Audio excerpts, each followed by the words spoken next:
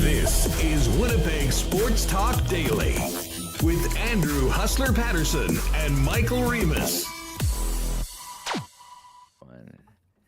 Hey now, what's going on, everyone in chat? What's up, WST YouTube viewers and listeners? What's going on? Michael Remis here in the host chair for Hustler.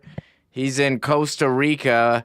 He's been ziplining, playing in a poker tournament. I'm here filling in. Got a great show today. So pumped to be here on a Thursday. Got my groceries picked up, but we're here talking some Jets, Bruins tonight. Team Canada just announced their captains. Utah HC. We got the final vote, like it's a reality show. So much coming up. Guest David Pagnotta, the fourth period. Dan Robertson, play-by-play voice of the Winnipeg Jets. Manitoba Moose, play-by-play voice Daniel Fink. And Brent, Poplawski, the Safe Sport Coordinator for Sport Manitoba, as part of our It Takes a Community to Play series, which has been very well received. So I'm looking forward to that conversation. Connor Hrabchak coming up in a second. We're going to touch on the Jets lineup tonight. But first, let me give a shout out to the sponsors, because without them, I wouldn't be here today talking to you right now. Rollies Transfer, Manitoba Battery, Princess Auto, Canadian Club, Wallace & Wallace, F Apparel, Fans First, Little Brown Jug, Boston Pizza, Royal Sports, and the Winnipeg Jets. Also, Coolbet. Shout out to Coolbet. I took part in the Lock Shop Poker Series last night. Made it all the way to 19th, I think, before getting eliminated. I got that bounty. People are coming after me. It's tough. I played it pretty safe and went all in. You don't want to hear my bad beat. I went all in and did not make it. I think Randy D, he might have been the highest placed WSTer. If anyone is out there still in Cowboy, I saw Son of Dirk, Eagle Eyes usually. And so shout out to all the WSTers who were taking place in that. Royal Sports, they got their new exclusive Jets hats out. Check it out on our Instagram. And also, Winnipeg Sports Talk Night Out at the Jets game, Feb 7 against the Islanders, winnipegjets.com/WST. Get your tickets for that. We'll see you all out there. I know we'll be seeing General Tom in the chat. He DM me saying he's coming out. One guy who we'll be seeing right now in the guest window of the Winnipeg Sports Talk screen, Connor Hrabchak. Connor, what's going on? How you doing today? Doing well. These captain announcements today for the four nations has me fired up for this tournament. Sweden, Finland, USA, and then just recently as we hit go live, Team Canada announced their captain, Sidney Crosby. Connor McDavid is the assistant, and Cale Makar is the other assistant. So you know me, Remo. I've been fired up for this tournament ever since they announced it, and it's getting close here. Yeah, it kind of sucks. There's no surprise. You knew it was going to be Crosby. I guess the only surprise is, okay, who's going to be the second assistant? I was like, Marchand? Like, he's a veteran guy, but they opted with, could it be McKinnon? They opted with Cale Makar. I mean, I'm sure. Does it really matter with a team like that? I mean, you got so many leaders. It was, I guess it's getting closer. Jerseys not yet on sale. I think by the end of the week, Royal Sports is going to have a ton of them. I don't know. I think the reception for this tournament mixed right now. I'm hoping it picks up once they get on the ice.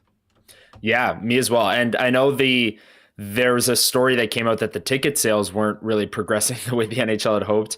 But if anyone had looked at the ticket prices, I mean, that's not very shocking. They're very expensive, and they're starting to come down now. And I would assume with the price coming down, the ticket sales are picking up.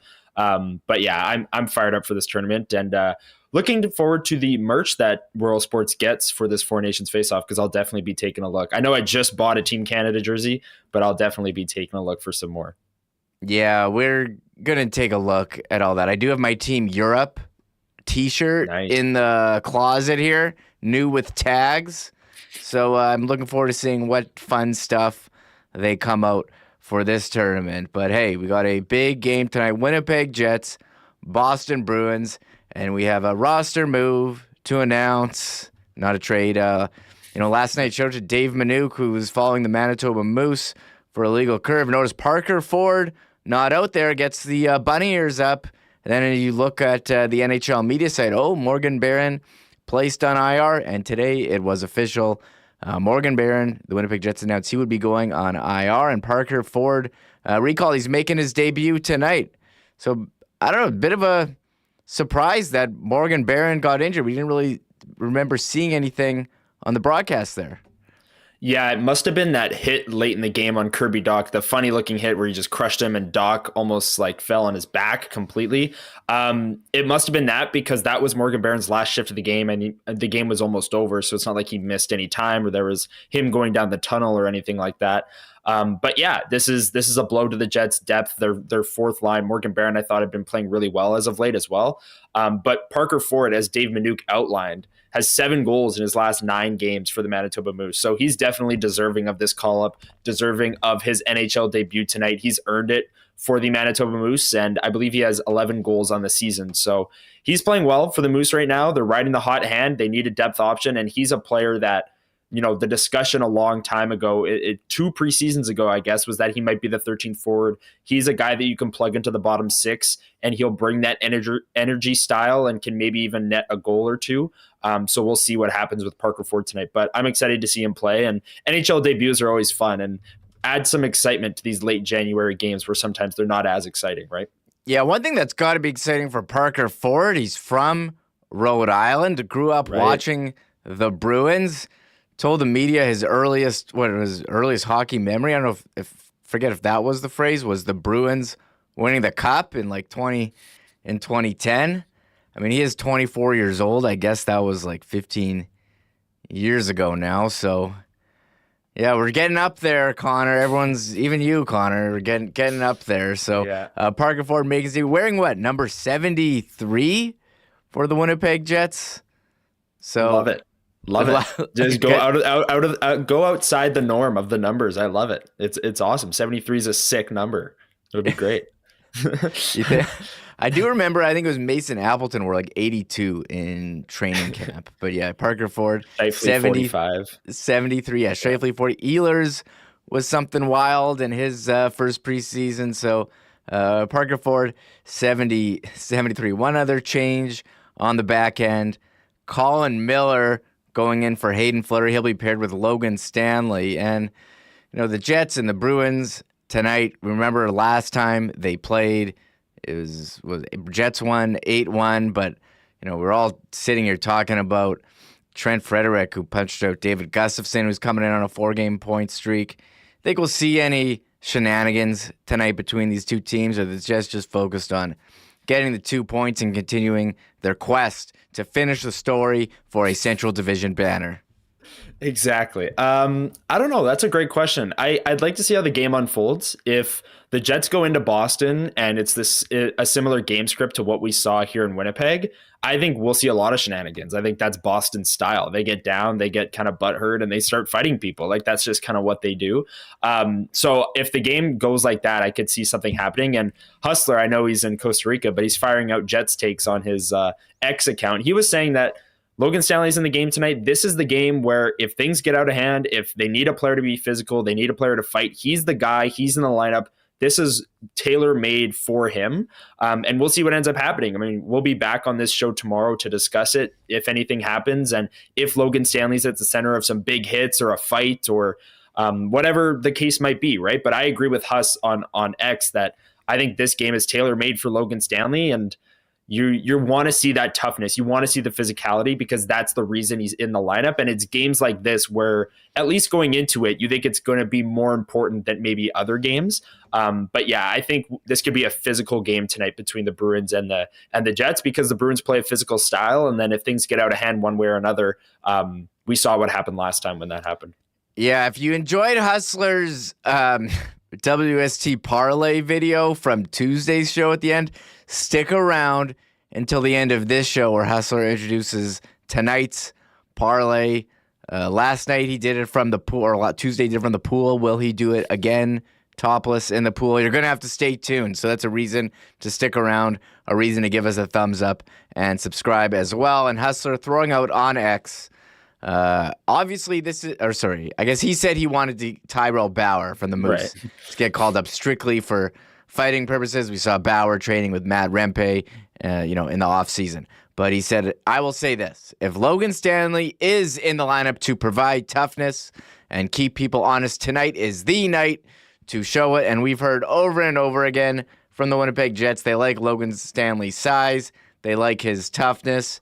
And if that is why he is in, stand up and send a message back to the Bruins. You punched out our guy. We're going to go take out one of your guys, right? This is that's how you play. That's really how you play hockey. Forget about, putting the puck in the net. It's about hurting your opponent.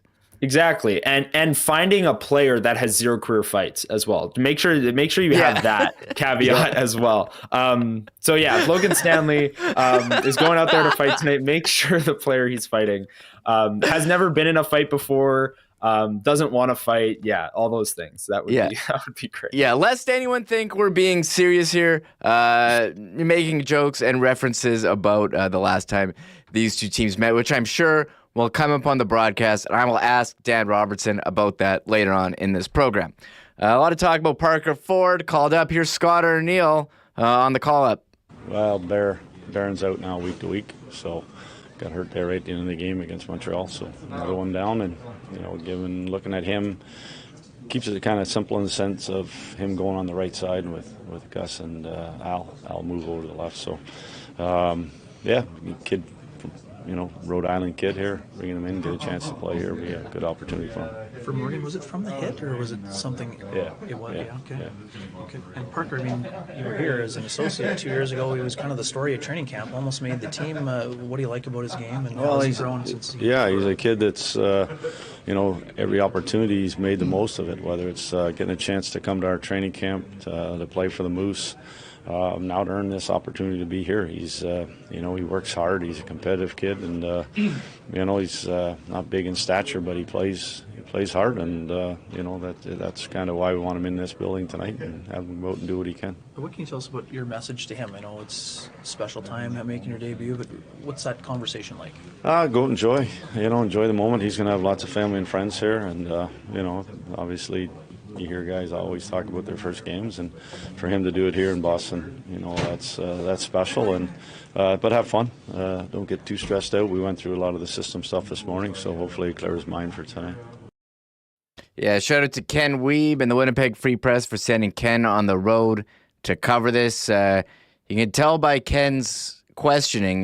He's a veteran journalist, knows how to get the right answers. And here's Ken asking Parker Ford about what it was like to get the call to come up to the NHL. Yeah, it was, great. Just in Chicago with the Moose. We were on a road trip, and I was actually pregame napping, and my phone started ringing. I thought it was my alarm, but it was the call, and just pure joy in the moment. You say it's all you wait your whole life for. What's it like to reflect, less than 24 hours later?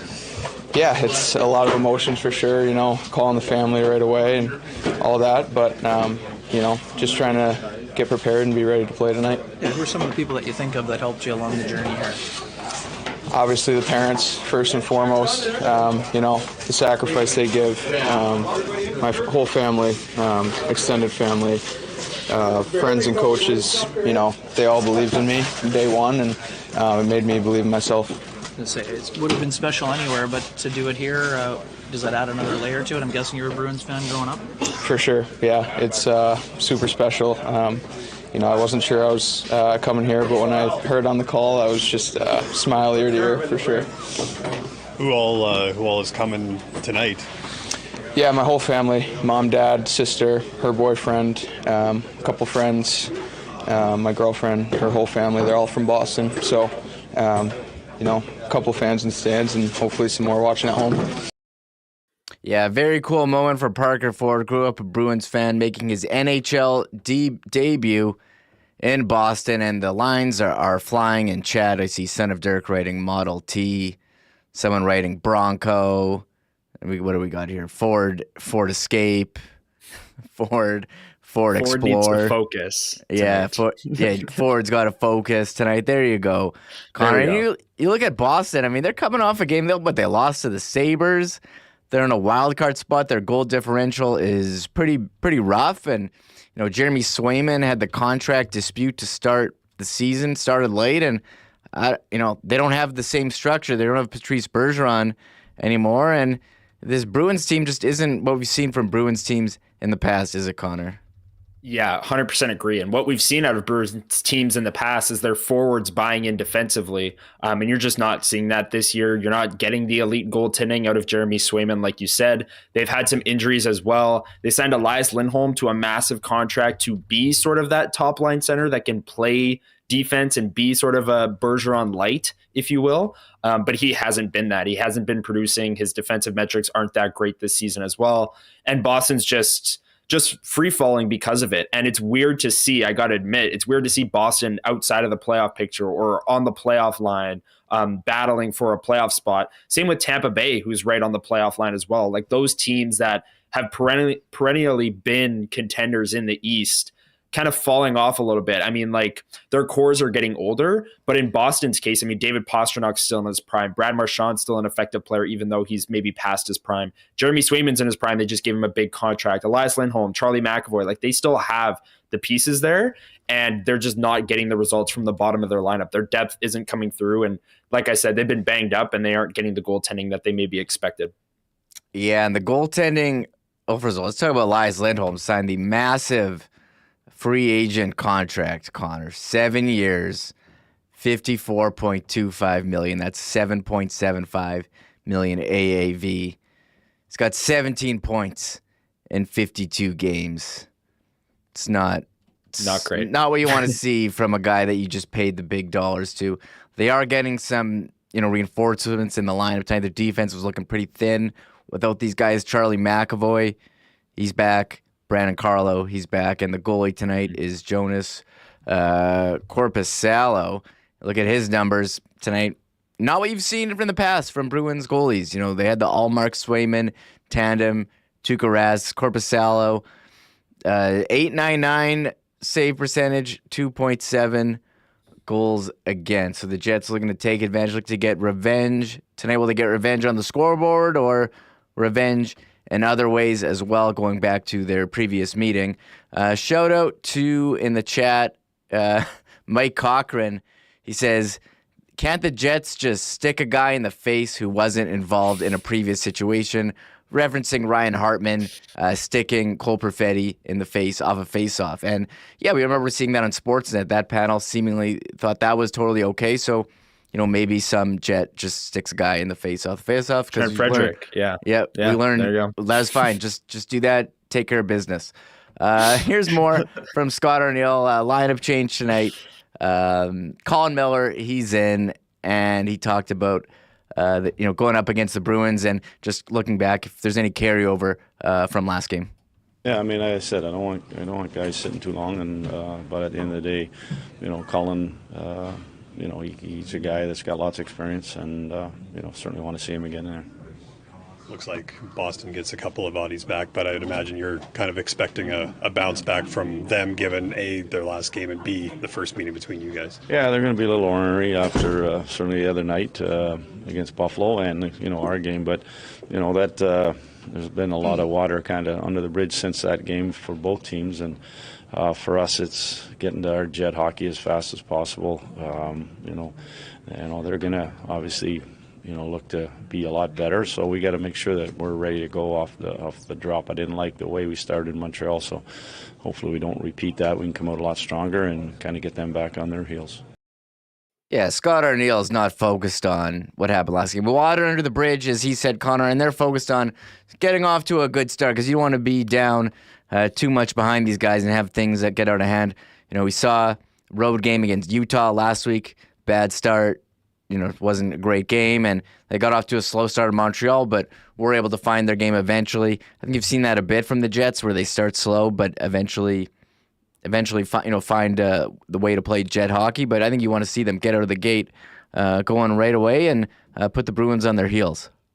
Yeah, 100% agree. And what we saw on Tuesday night was Connor Hrabchak keep the Jets within striking distance while they didn't have their game in the first period. And we talked a little bit yesterday, Remo, as well, about maybe taking Connor Hrabchak for granted on a game-to-game basis. Obviously, the body of work is incredible. 2 Vezinas already, going for his 3rd back-to-back in Hart Trophy conversations, all the wins and all the accolades and things like that. But when you look at a team like the Boston Bruins, who have had an elite tandem for years, had Linus Ullmark, who won a Vezina, had Jeremy Swayman, who they just paid big money, and they're going through goaltending problems. This is yet another example of a team where you look at the Winnipeg Jets and the consistency, the model of consistency that is Connor Hrabchak, and you start to appreciate him even that much more because the Boston Bruins have had good goaltenders my whole life. Every time I've watched hockey, they've had Tuukka Rask, they've had Tim Thomas, they've had Jeremy Swayman, Linus Ullmark. Like, they've always had good goalies. And this year they're not getting that, and they're outside of the playoffs because of it, or they're fighting for their playoff lives because of it. And it's the biggest reason the Jets have been a playoff team, or at least contending for it, every single year that Connor Hrabchak has been the starter. And he's obviously a top reason why they're the number 1 team in the West right now, top 2 team in the league. And you don't need to look that far.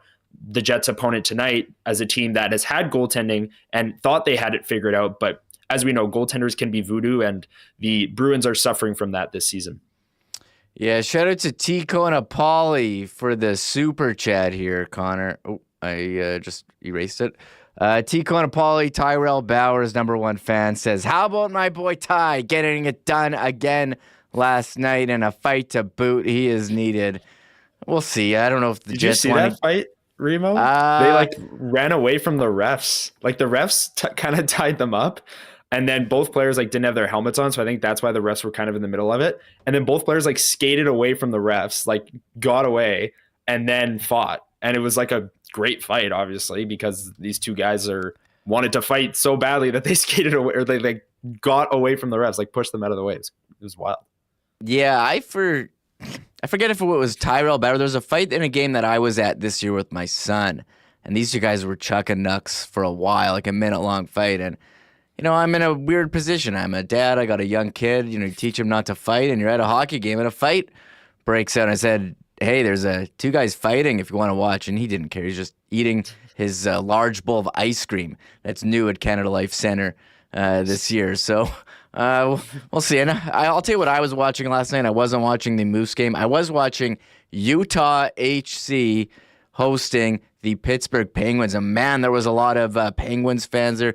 Huge cheers when they scored. Sidney Crosby looking like he's ready for the Four Nations. Some real meaningful games, scoring a backhand OT winner. But the real news about Utah, Connor, is the news we've all been waiting for, the final vote for the name. It came out yesterday. They're going to be holding a vote for the next couple of games at their arena for what is going to be the official name of what is now known as Utah Hockey Club. Are you ready to hear the options? I am. It is. You can vote. You can vote. I'll put a vote out to the chat.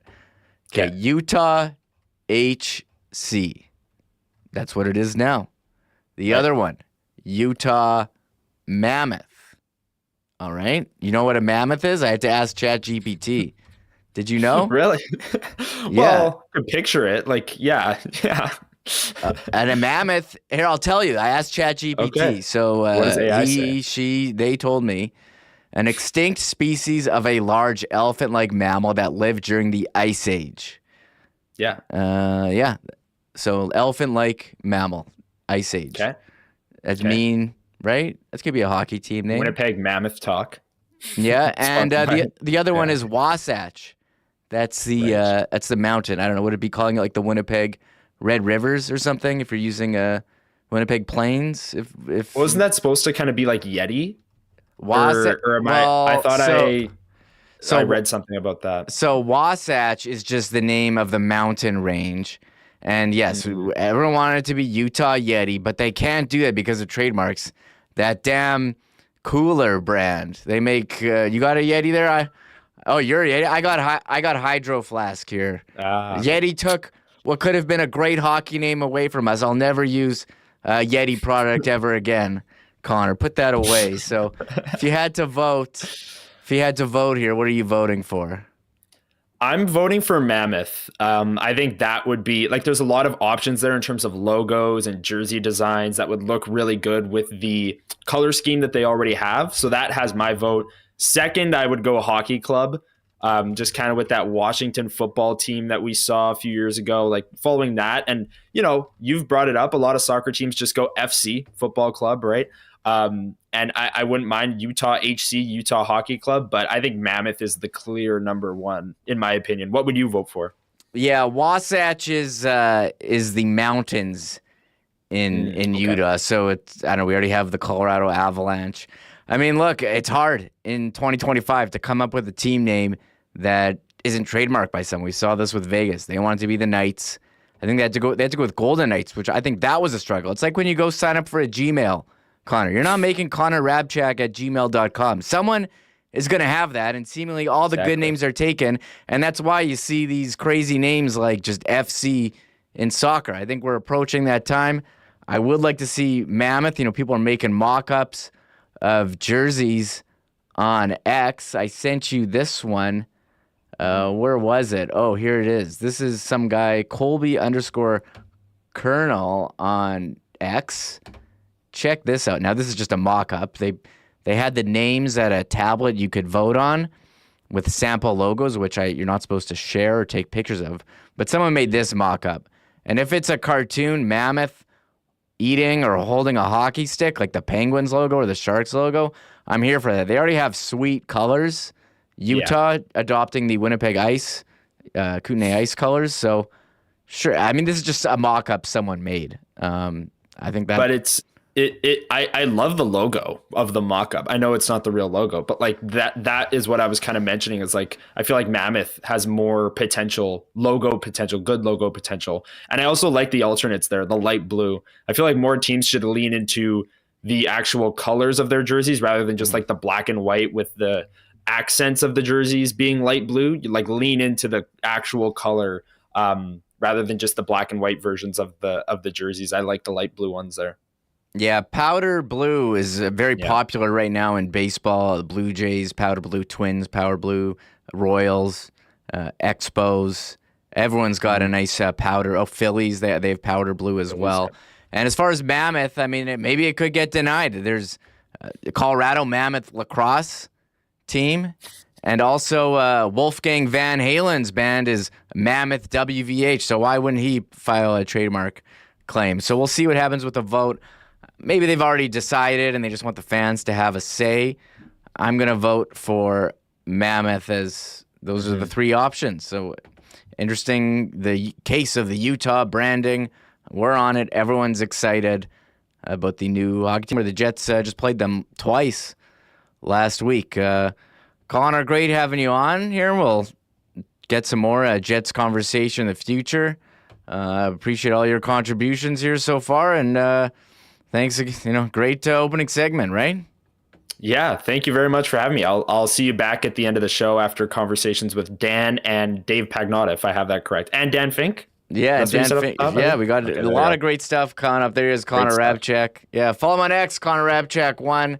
Here we got David Pagnotta, the fourth period coming up. We're talking about his trade watch board. Everyone's got a board out this year, but first, here's Huss. Do you want to thank the great people over at Rolly's Transfer for their support of Winnipeg Sports Talk. Keep an eye out on the roads. The new Rolly's WST truck is out helping Winnipeggers move to their next destination. Hey, Rolly's is family owned and operated and has become the most trusted name in moving in Manitoba over the last 60 years in business. If you've got a move coming up in 2025, get the white glove treatment from Rollies and get a great deal for being a WST listener. Head on over to their website, click on request an estimate in the top right corner, and put in the promo code WST for a special discount on moving services and moving supplies, and let them know when you're moving, where you got to go, and what needs to come with you.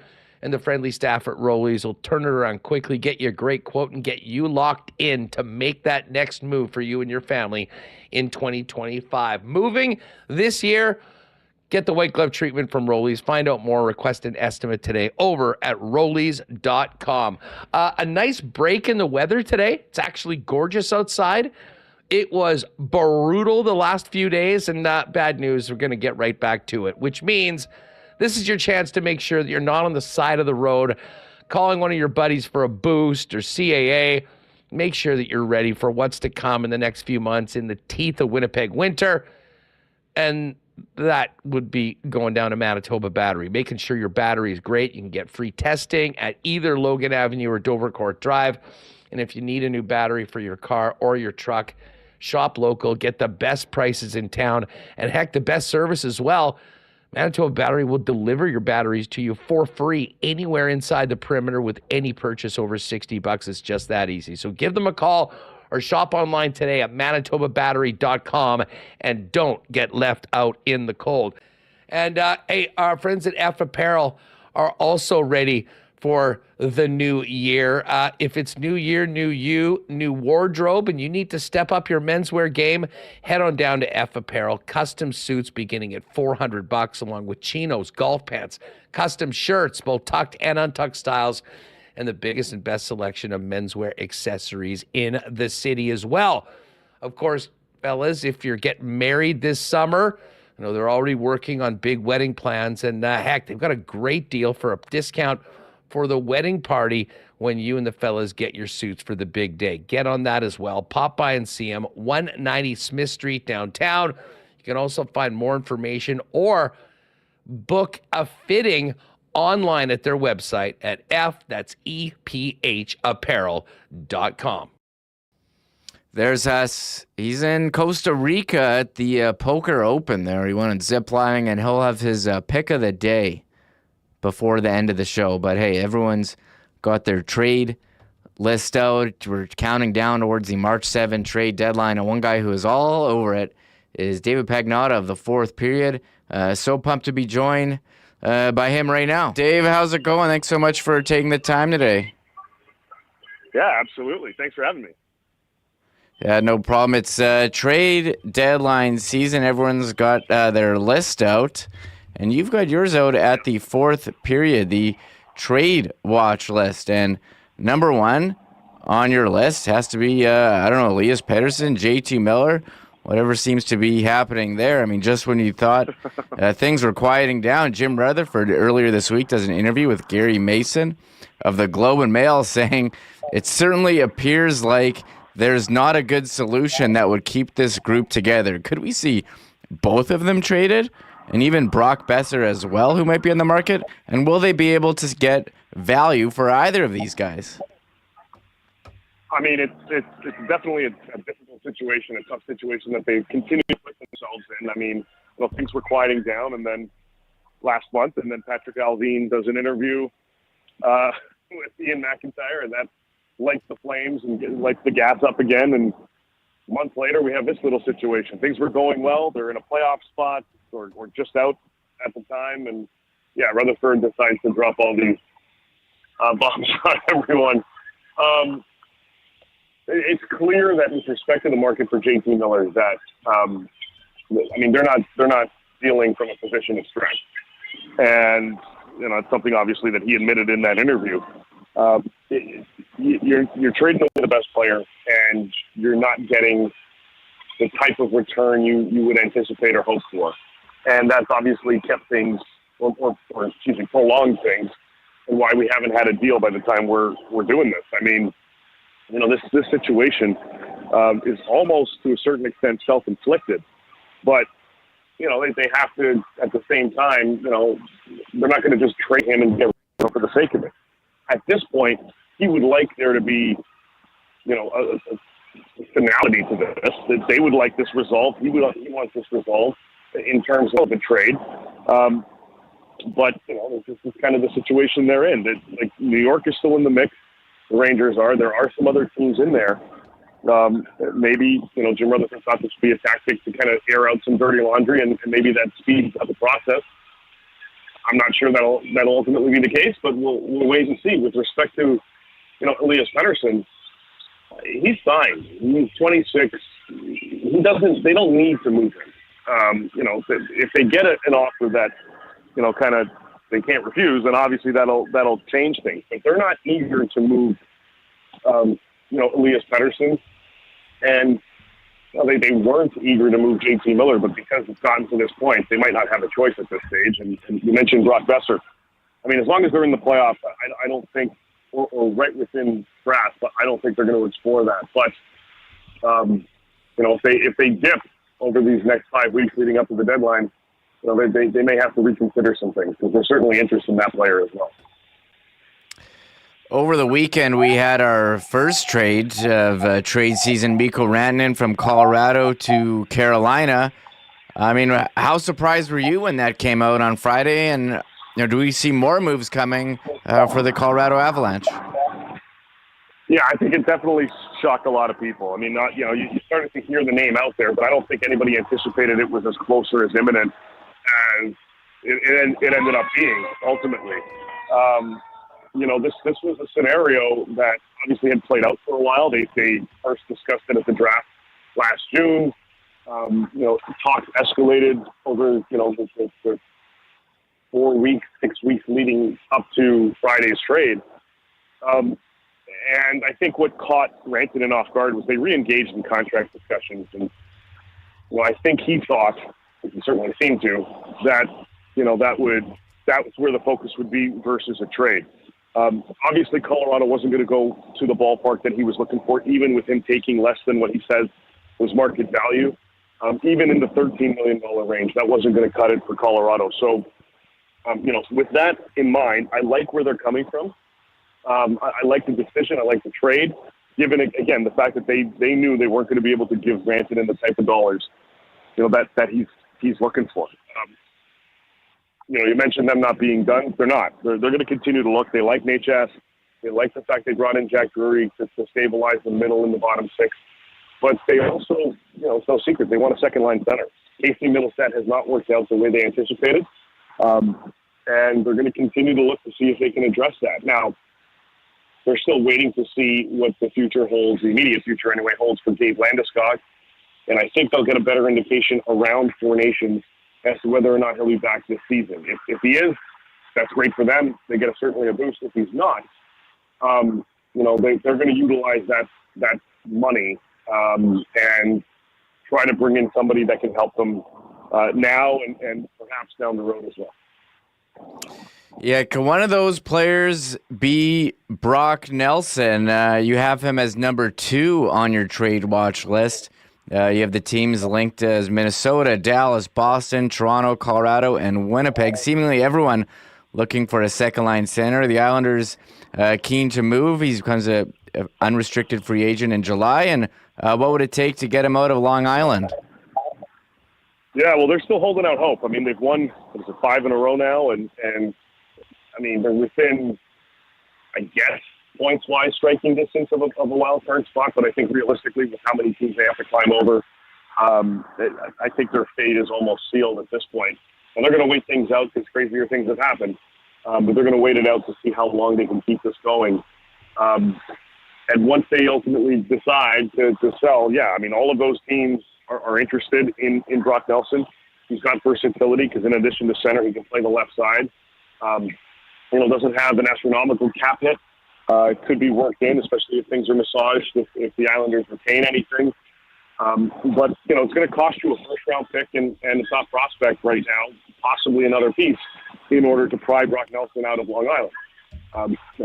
Teams have to decide if the juice is worth the squeeze here, but, this is a player that, not having the most stellar offensive season that he's had in the past, but still a guy capable of lighting up the lamp. And that's what a lot of these teams are looking for, especially going into the postseason. So whether it's a Colorado or Toronto or Dallas, I mean, those are three teams that have been linked heavily to Brock Nelson, among others. We'll see kind of, where things fall. I think it's still premature right now because the Islanders aren't ready to go in that direction. At least that's what it seems. But I think ultimately they will, and they'll likely get a pretty good return for them. Yeah, one team that we think is going to be sellers at the deadline, the Pittsburgh Penguins, way down in the standings there in the East. It's not going well. There's been some reports about a fire sale. I mean, is there any chance? Paul Bissonnette is like, bring Crosby to Colorado. I mean, but what are they looking to do? And like, it's kind of sad watching Crosby toil away here on this almost last place team. And we're going to see him at the Four Nations. He scored a big winner last night. But I mean, what's Kyle Dubas's plan here with the Penguins? It's retool on the fly and fill the cupboard as best you can. That's kind of where they're at. They're not going to trade Sid. They're not going to trade Geno Malkin. They're not trading Chris Letang. But everybody else pretty much is fair game, and they are willing to listen. They're listening on Erik Karlsson. They're willing to listen on Brian Rust, who has a full no movement clause, so he as well will have a lot of say in where he potentially ends up. They're Anthony Beauvillier and Drew O'Connor are pending UFAs. Marcus Paterson is going to be moved. He's a pending UFA. Matt Grzelcyk, he's another one. They've got a lot of pieces they can move here, and it's going to also free up some dollars for them going into next season. They're going to be active, and if they can move some of these guys for prospects and high picks, that's what they want. Prospects being pretty much NHL ready or right on the cusp. And they'll spend the summer spending because they don't want this to be, a scenario where, Sid, Geno, and Letang are bottom feeders when their career wrap up. Like they want to be in a position to still compete for the playoffs and who knows what else from there. So they will be active. I'm curious to see what direction they go in. There were some ties a week or so ago, or a couple weeks ago, to JT Miller, bring him home, so to speak. I don't know if there's really a fit there. I'm not sure I see it, but Vancouver likes Marcus Paterson, even with him being a pending UFA. They could get creative in how they potentially work something out here. Coincidentally, JT Miller and Brian Rust have the same agent, so we'll see kind of if there's any connection there. But Pittsburgh's, like I said, Pittsburgh's open. They're wide open for business as long as it doesn't include the main three guys. But this is a retool on the fly kind of mentality because ownership wants this team competing. They want them in a playoff position as often as they can. And Kyle Dubas has to bring in some young kids and prospects and start focusing on the future while also dealing with the now. It's a tough spot to be in, but you got to follow the boss's orders. Yeah, certainly tough. We'll see what happens with Pittsburgh. Another team, the one team that's lower than Pittsburgh in the standings in the East is the Buffalo Sabres, seemingly in this position every year. You've got a couple, young players that could be a bonus to a contending team. Dylan Cousins in the 7th spot, and also the two defensemen. You have Bowen Byram and former first overall pick Owen Power. I mean, are the Sabres, how much are they going to sell, and what's Kevin Adams going to do here? Yeah, I mean, they don't have much to sell in the traditional sense. I mean, Jason Zucker is a pending UFA. He actually just got added to our trade watch list today, and they're trying to get him signed to an extension, but if that fails, he's likely to be moved ahead of the deadline. He's having a good season, one of the bright spots on Buffalo this year.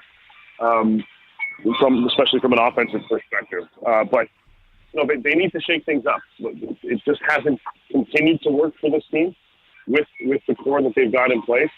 And you've got to mix it up. That's why Dylan Cousins is available. They've been looking to see if they can swap him out for another center. Add to it. That's Elias Pettersson discussions have evolved around Cousins and Byram. But it sounded like for a while that Vancouver pivoted and wants Owen Power as part of a deal involving Cousins as well, which kind of trailed things. But it sounds like they're willing to listen at the very least on one of those two guys on that back end. But again, these are going to be talent for talent hockey trades. They want to swap out one piece, bring in another. That's kind of where their mentality is at, and hope that the new guys that do come in gel with the rest of the core and go from there. Like, teams have asked about Alex Tuck, they've asked about Tage Thompson and whatnot. They don't want to trade those guys, but they have been exploring some of the others. Yeah, and one team, the team here, I have to ask him. I know everyone in the chat is like, ask him about the Jets. Ask him about the Jets. I have your list. It seems like every defenseman you have linked to Winnipeg. The two on Buffalo, Ryan Lindgren, Rasmus Ristolainen, who you've been talking about here for years. What are you hearing about the Jets, and what do you see them doing before the deadline? Yeah, well, they're still like a lot of teams, and just because obviously they're linked, like a lot of teams are linked to a variety of different players. That's because the manager's got to do their work. They got to do their due diligence. Doesn't mean they're getting everybody. They're trying to get one of these guys, and it's no secret that if they can add, the Jets can, a top four caliber defenseman, not necessarily somebody who will slot into the top four, but that level of talent. Well, that's what they would like to do. Whether Chevy's going to be able to pull that off versus getting somebody at the center position, because that's also an area that they'd like to address. We'll have to wait and see. But they're doing their work. They're looking around. They're seeing what the options are, and if something can fit, they would like to make those moves. So we'll obviously wait and see what happens here. But Winnipeg is active. They're looking to see if they can add somebody at both ends of the ice. Can they do it cost effectively and not just monetarily, but cost effectively in terms of assets? So we'll see what they end up pulling off. But yeah, there's Ristolainen is a guy who's got a couple more years left on his contract, and we've talked about him a bunch. I'm sure you guys have as well throughout. They're looking at some options there. Marcus Paterson, who's on almost everybody's radar on the back end as well. So looking at him as a potential option as well. Brian Dumoulin out of Anaheim. If you want to add somebody that's more stable on the back end, more responsible defensively, and doesn't have much of an offensive game, Dumoulin is a guy that is also in the last year of his contract, lower cap hit than the other guys. I think it's 3.25 or something in that range. So he's going to be somebody on the radar as well. Yeah, those are certainly some names to watch. Kevin Cheveldayoff, historically active when the team is contending. When it comes to the trade deadline. I know you're in Florida. We saw Drew Doughty return last night. Could he be an option for Team Canada? Coming back so soon from injury, and also certainly a surprise to see young defenseman Brent Clark a healthy scratch. What's the situation there in LA? Yeah, I think Drew is 100% a legitimate option for Team Canada going into Four Nations. They haven't made a decision. They could have named a replacement right out of the gate. I know a guy like Mackenzie Weegar's been given a lot of consideration from the Flames. But they want to see how he performs, how Drew does over these next few games. I'm not sure at this time if he's playing tonight. I think they have back-to-back. They're in Tampa this evening. I know the plan is to play on Saturday against Carolina. We'll see how he does, today if he does line in for the Kings. But, the Canadian management, they want to keep tabs on him. They want to see how he can perform. If he's got 5, 6 games in, 7 games, and he does well, I think he's almost a shoo-in, quite frankly, to make the team, and that's partially why they're kind of waiting. From LA's side, I think they have 9 defensemen on the roster. And with Drew back, it obviously takes another spot out. And they wanted to match up. This was strategic when they played, a team like Florida. You've got to hunker down against this group. You can't be too, willy-nilly offensively. So I think that's part of the reasoning why the staff took a look at scratching and ultimately did scratch Brent Clark. But this is a temporary thing. They love this kid. I know there's all kinds of speculation all over the place because he was scratched that, maybe, they're looking to trade him. Almost everybody in the Kings organization last night that I broached that subject with kind of scoffed at it and said, no, just everyone needs to relax. I would be pretty surprised based on everyone's reaction yesterday if Brent Clark has moved. If he is, it's a significant trade. You're talking big blockbuster-esque type deal because it would obviously likely involve other pieces because they're right up against the cap. Moving him doesn't really free up much money. But, that aside, they're going to make a move at some point with their defensive core because, again, you've got 9 guys on the roster right now on that back end. So they're going to address it at some point. Don't expect it to involve Grant Clark unless we're talking blockbuster, which right now seems unlikely. All right, that's interesting to hear about the Kings. One interesting move yesterday was Brandon Saad placed on waivers veteran forward and opted to terminate his deal where he was due a $4.5 million cap hit, for the rest of this season and next season. But they terminated the deal. He wants to play in the NHL. Who's a contender to sign Brandon Saad as he now is able to become a free agent once he passes through waivers again? Yeah, and that'll be Friday once he gets through because he goes on unconditional waivers today, clears by all accounts tomorrow, and then he'll officially be a USA. There are a lot of teams that are going to look at him as an option. A lot of teams that want secondary scoring that don't want to cough up an asset and at the same time have to be cognizant of the cap. He's likely going to come in at about $1 million on a prorated deal. So we'll make a few $100,000 this season in terms of actual money. But from a cap perspective, it's $1 million. So a lot of teams are looking at that and kind of licking their chops and taking a chance at him being a guy who can slot into their second or third line and hopefully provide some secondary or tertiary scoring for them. So we'll see kind of which teams pop up. But we've heard teams like Toronto, Edmonton, Washington, as well as potential options. Looking at this way, even a team like Calgary that's looking for some cost-effective ways of improving their roster. There's certainly some teams out there that are going to look at Brandon Saad as an option. I think Edmonton, Toronto being certainly 2 of them. We'll see kind of where it goes from there. But I don't suspect he's going to be out of commission for too long. Yeah, we'll be following the 1 o'clock waiver wire, I guess, tomorrow, whenever it clears at the start of our show. Last one before we go, Dave. Utah HC putting out the vote for the name change. Yeah. Who are you casting your vote for? The Hockey Club, Mammoth, or Wasatch?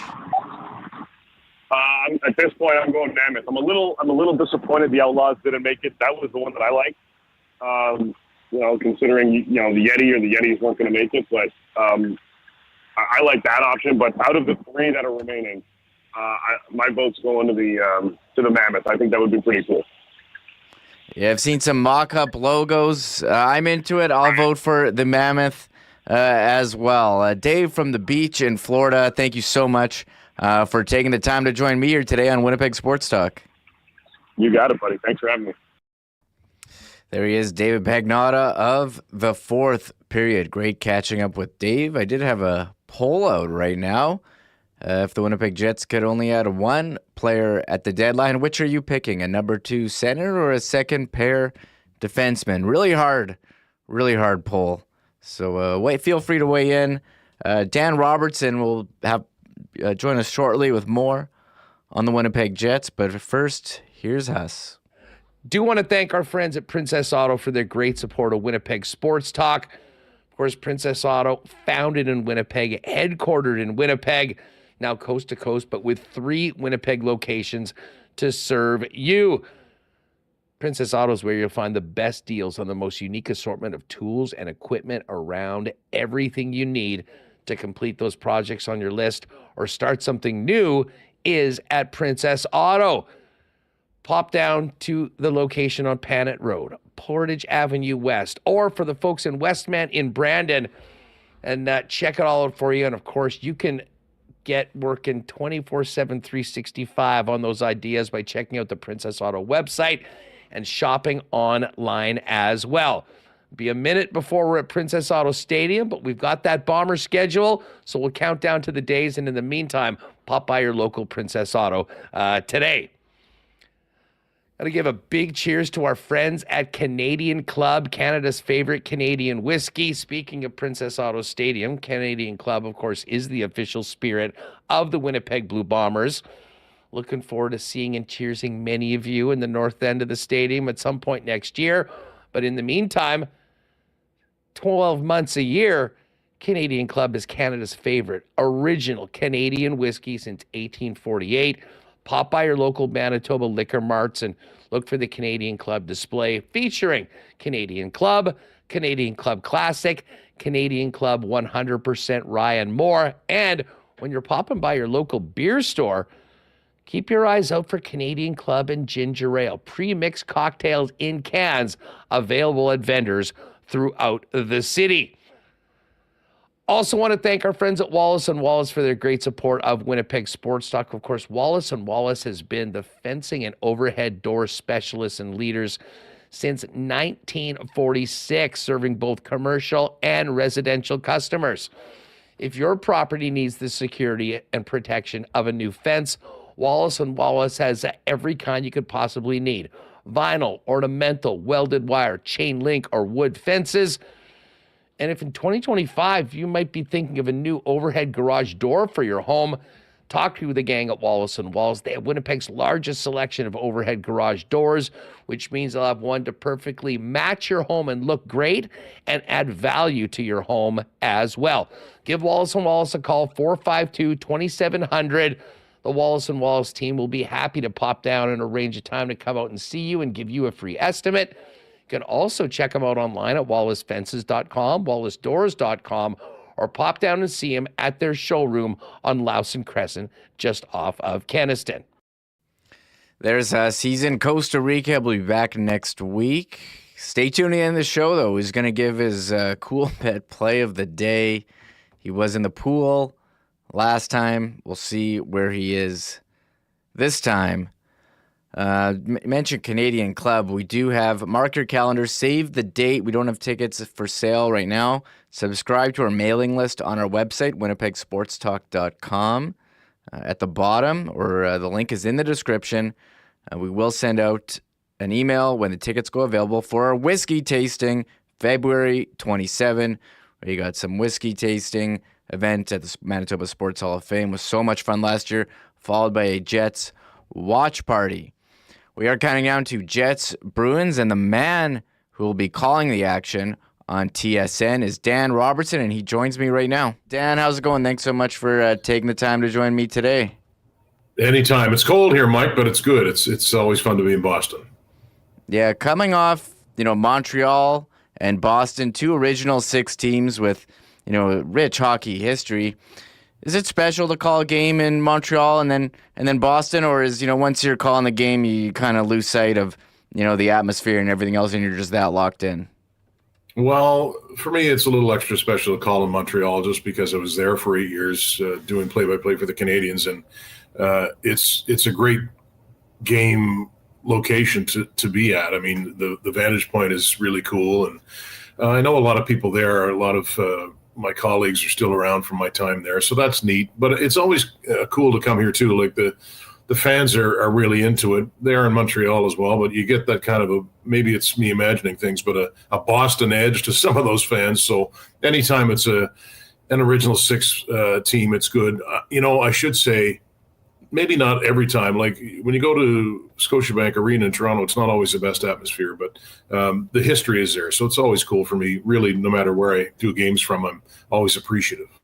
Yeah, 100%. And I did see Mike Johnson post a picture of his chien chaude from the press box. So I don't know if you were partaking as well. But on the ice, the Winnipeg Jets on Tuesday, got off to a slow start. I thought we were in for a repeat of the game against Utah, but hey, they really picked it up there and really took it to Montreal in periods 2 and 3. What did you see on Tuesday? Well, I saw what you saw. Connor Hrabchak shows his value in so many ways, right? I think if not for him, it might have been maybe 2-0 for the Canadiens after one, or maybe that's even a little bit light. Maybe it would have been worse, but I saw a confident team that is able to erase deficits. The better team won. And for whatever reason, the Canadiens have played the Jets pretty well the last couple of years. They played them tight in Winnipeg, but they just I talked to Kyle Connor at the end of the first period, and he has really great insight. And he was just talking about the fact they wanted to use a cliche, get pucks to the net and kind of keep things simple. And he scored a simple goal, right, to tie the game. And they used their depth, and they were just able to grind them down. And there were certain points where the Canadiens just didn't have an answer. And that's I really appreciate the Jets for that reason. They can be relentless when they are on their toes. They weren't on their toes to start, but they turned it around. And again, the patience and the belief in themselves that they show is a big deal. So we'll say the right team won. I mean, they're the better team, and they showed it over 60 minutes. So they were full marks for getting those 2 points, I thought. Yeah, hockey cliches, they're cliches for a reason. The Jets seem to know that if they stick to their game plan and they play the right way, they'll come out on top. I was kind of worried about them when Adam Lowry went out with an injury, but I mean, Rasmus Kupari and David Gustafsson, it seems like they've really stepped up the last couple of games, especially Gustafsson, 4-game point streak. What have you seen from the way that they've responded without, Captain Adam Lowry? You're making a good point. When it happened, Kevin and I talked about the fact, and you say cliche, but it is next man up, right? It's an opportunity for guys to play bigger roles. And you can see Kupari's confidence growing. He's hanging onto the puck more. He's just more involved than he was last year. I'd like to see him use his shot a little more. I don't think he'll ever be a big scorer, but he's using his speed effectively, and he's doing a good job. I had a good chat with David Gustafsson today, and I have a soft spot for Dave. We live in the same building. I see him a fair bit, and he's a quiet guy, but he just puts his nose down and works hard. And I remember last year, he was rewarded with that later in the season. I think he scored a goal in the playoffs and was a valuable guy. But I said, not to say that your game or anybody's game is about points, but you went a long time without a goal or an assist. And he's like, yeah, he's human, right? He said, you don't want to look at the stat sheet, but when you do and you see 13 games played, no goals, no assists, it starts to wear on you. There's every kid who ever grabbed a hockey stick and put some skates on wants to score, right? You want to get on that score sheet. So, and if you look at the way he did it, just to go back to Kyle Connor for a minute, I spoke with him in the first intermission in Montreal, as I said, and talked about the fact I thought that fourth line was the Jets' best line in the first period. And he said, for sure. He said it shows the depth that we have. And with the schedule so condensed, it's important to be able to roll 4 lines. Well, at the end of the next period, who sets up Connor for a second? But Gustafsson, he said, you don't quit on a play. And that's what happened. I think it was actually Caden Gooley who he won the puck battle for. And I thought that was really telling. So good for Dave, and make the most of it, right? Adam's on the trip and getting some work done as he's around the team, and it's good to see him. But I'm sure he appreciates what both Kupari and Gustafsson are doing right now too. Yeah, using all the cliches, do the right things, play hard, and next man up. You saw that, and the next man up tonight is Parker Ford. Where did Morgan Barron get injured? I don't recall anything specific there. And you got anything special planned for Parker Ford's first game? A little extra research you have to throw in, or on the broadcast side, how does that work for you? Well, first question first. I think Barron got hurt when he smashed Kirby Doc, who went flying and ended up in his tailbone. I think it happened there. I have to check. I'm pretty sure I heard that a couple of times. I'll double check, but anyway, nobody knew, right? And I know that Arnie said to Morgan, he said, okay, you guys are up next. And Barron said, I can't do it. So, there is a guy playing well too. And I have another soft spot for him, the guys who work hard and maybe don't get the big numbers. You mentioned about research. Our stats guy, John Matheson, who does a great job. I said, can you check to see how many players in history have played from Rhode Island, which is the smallest U.S. state, at least by land, I believe.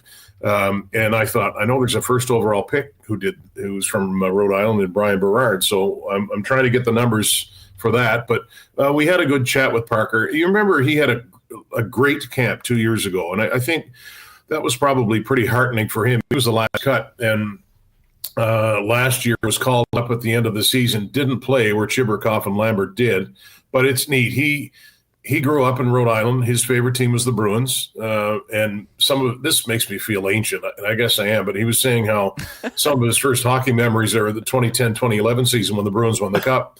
So I'm like, yeah, that wasn't my first hockey memory. But and he said his favorite player was Patrice Bergeron. So that makes sense too. So it's kind of cool, right? He'll get a lot of family members and friends in attendance. And there's a simplicity about his game. He's small, but he knows his identity, and it makes sense to me too. Like obviously Lambert was ready, but Lambert doesn't fit the fourth line right wing role, right? That's not his bread and butter.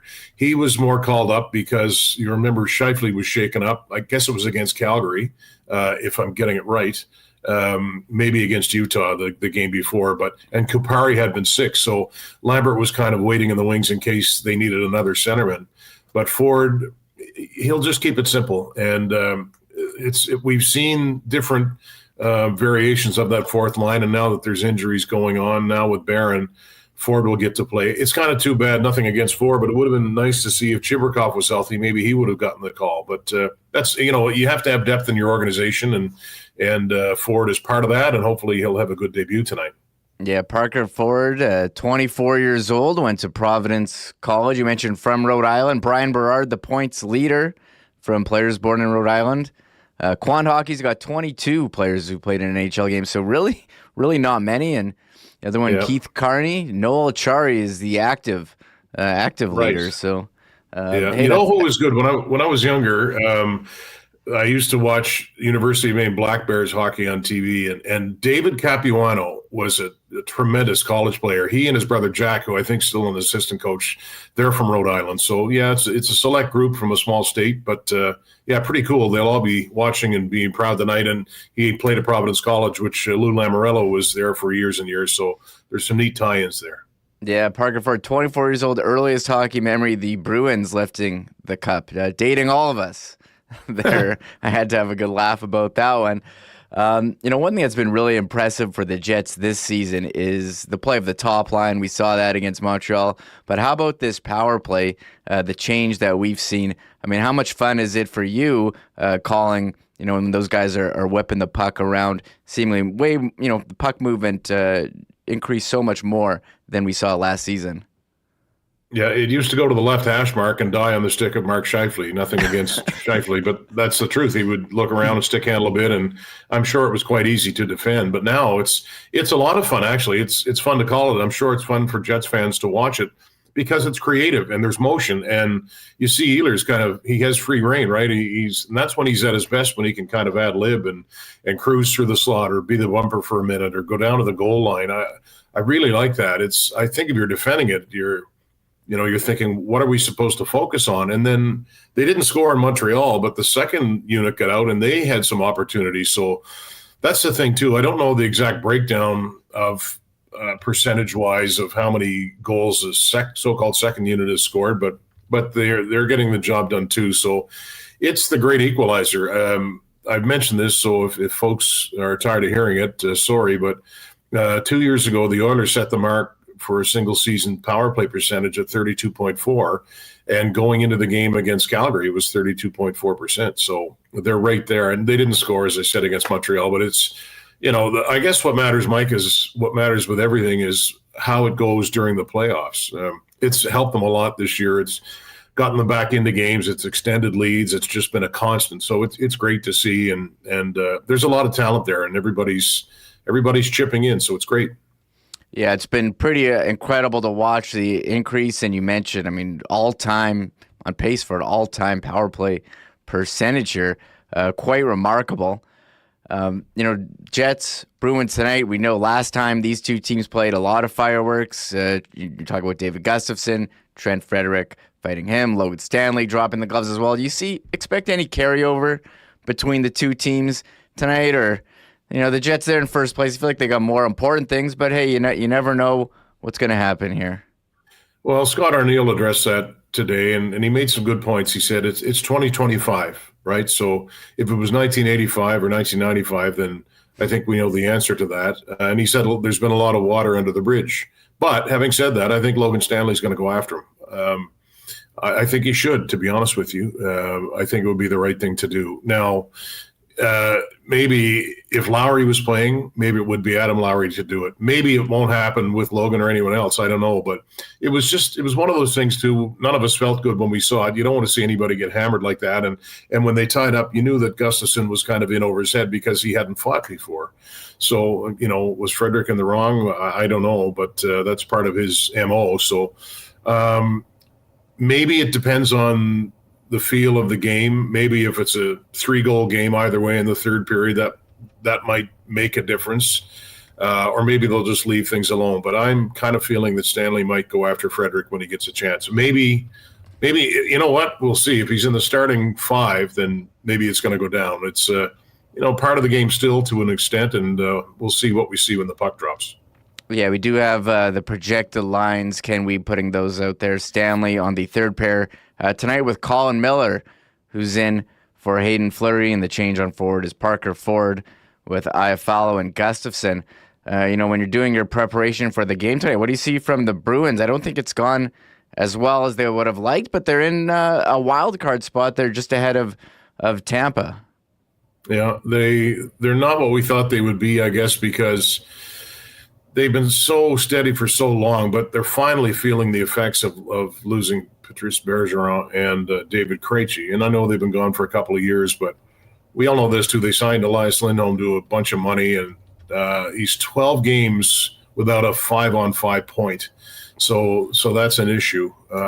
It's nice to see Morgan Geekie playing on the first line from Strathclyde, so that's kind of cool. He knows his role. He goes to the net, but this is not a team that scores a lot. The special teams aren't good. They're not particularly good defensively. I know Swayman really struggled against the Sabres the other night, so it's a different Bruins team. I mean, you talked about it earlier. Teams like that always seem to have a certain mystique, but they're in flux. And there's even guys like, Marchand's still a really good player, but he's 36 years old. Charlie Coyle's on the wrong side of 30. They have missed Hampus Lindholm a lot. They get Charlie McAvoy back. He had missed the last 7, so that's big. He's their best defenseman. Brandon Carlo, he's a pretty good physical player. He didn't play against Buffalo because he was sick. He's back in the lineup. But, overall, if you look from top to bottom, the Jets have the better lineup. Does that guarantee a victory? It doesn't, but I think if they put their best foot forward, they should have a pretty good chance, and never hurts to have that Hellebuck guy in goal either. No, and the Bruins minus 25 goal differential this season, and Korpisalo starting in goal tonight for Boston. He's got a .270 goals against and an .899 save percentage. You mentioned Hellebuck. Do you feel like you're watching a special season from him here with the, I would say, leading candidate to win a third Vezina trophy? It's pretty incredible what we're witnessing from the Winnipeg Jets goalie. It is, Mike, and I hope people appreciate it, because sometimes when you're in the midst of greatness, and we talk cliches, and I don't think that is one. That's not a stretch. Maybe sometimes you don't appreciate it as much as you will 5, 6, 7 years down the line when you look back and say, remember that year that Hellebuck's goals against was 2? And that can still go places. I don't have my notes in front of me. They're actually on the laptop that I'm using right now, but I think his previous best goals against, it was in his first year. It might have been 2.27, I think. And right now it's around 2. And I mean, you can make the numbers for him work a lot of different ways. I've seen some numbers out there saying, I think 15 of his starts so far, he's allowed 1 or fewer goals. And you can say all the numbers you want, but just the eye test, it's like the other night in Montreal, Nick Suzuki got a really good bounce for himself, and he's in front of the net. He's right where you want to be, and he looks up and he sees this hulk of a man in front of him, and you can sort of see the blood drain right out of him. Like all he did was shoot toward his left, and Hellebuck's right. He just kicked it away easily. So this is a good defensive team. He's there to clean up the mess when there is the mess. But yeah, I mean, this is a Hall of Fame career in progress. I have no doubt about that. I mean, he's won 2 Vezinas, we know, and unless something goes freakishly wrong, he's going to win another one. So, and maybe getting ahead of myself here, you want to see him get it done in the playoffs too, to an extent. But I mean, every night I try to appreciate what I'm seeing, and even though I don't know much about the goaltending position, or maybe some other positions too, but he's as good as there is.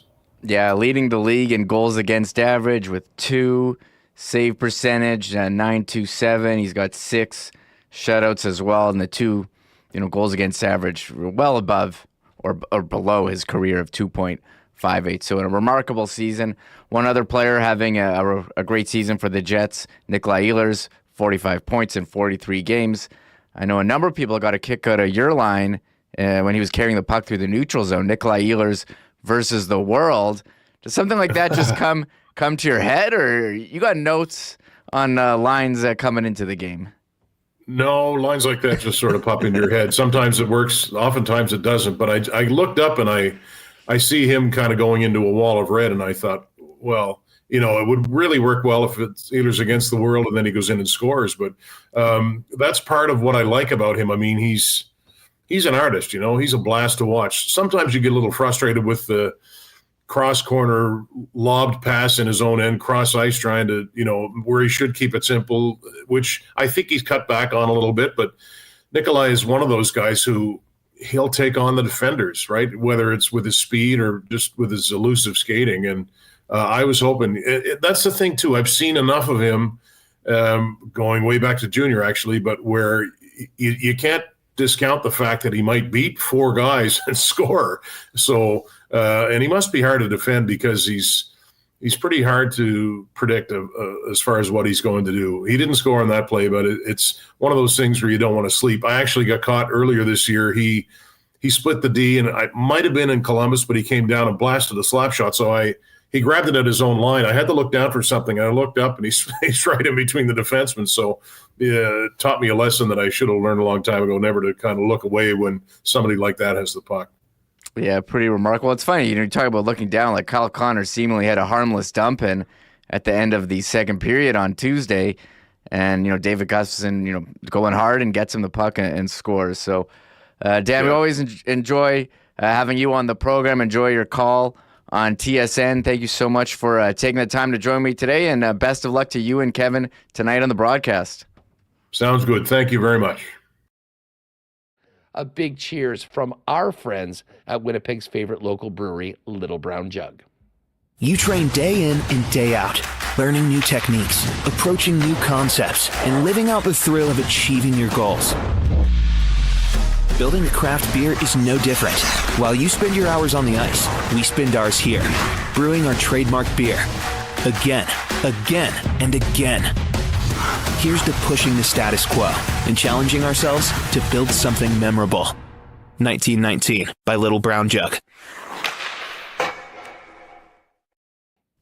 Hey, folks, not only is Boston Pizza your best place in town to gather with your gang for Winnipeg Jets hockey games with pick-a-player contests and chance to win great prizes and swag from Royal Sports, not only is Boston Pizza your number one spot to get together for NFL playoff games and all the big sporting events in the lounge, January is also the month where every single day is Pasta Tuesday at Boston Pizza. Enjoy until the end of the month. Great deals on all your favorite pasta dishes at your local Boston Pizza with Pasta Tuesday promos every single day, 7 days a week at your local Boston Pizza.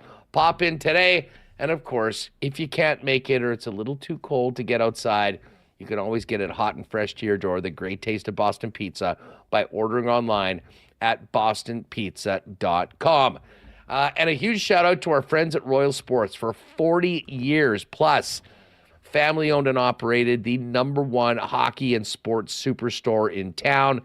If you play hockey or have a hockey player in the family, you probably already know that Royal Sports is your one-stop shop for full equipment, goalie gear, sticks, skates, right down to stick tape, pucks, and skate sharpening.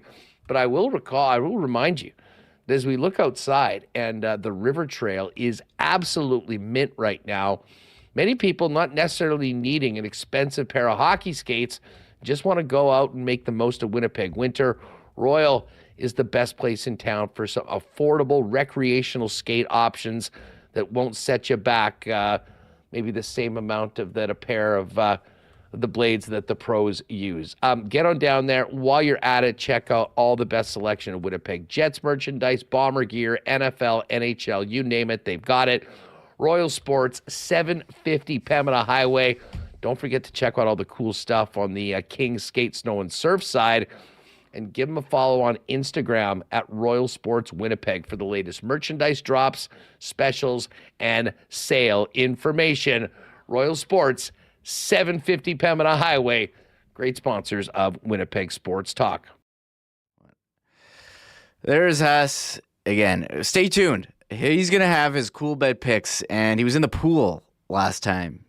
topless. So we'll see what he has cooked up for us tonight for the Winnipeg Jets. Does he have a Parker Ford related parlay? I'm not sure. But one guy who is not topless right now but does have a pool, Dan Fink, Manitoba Moose play-by-play voice. Hey, stay tuned. You want to see Huss give his play of the day? It won on Tuesday. It won on Tuesday. So he's got to stick with the same type of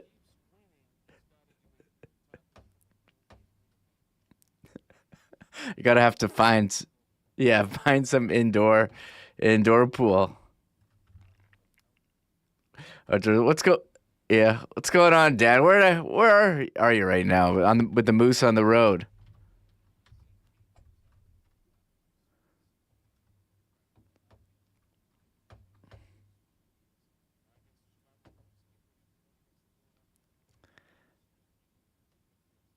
Man, I loved my trip to Milwaukee. I went for a Brewers game on a baseball trip. They were, they call it like the city of. I had you muted there. So Dan, you just tell everyone again. You're in Milwaukee there.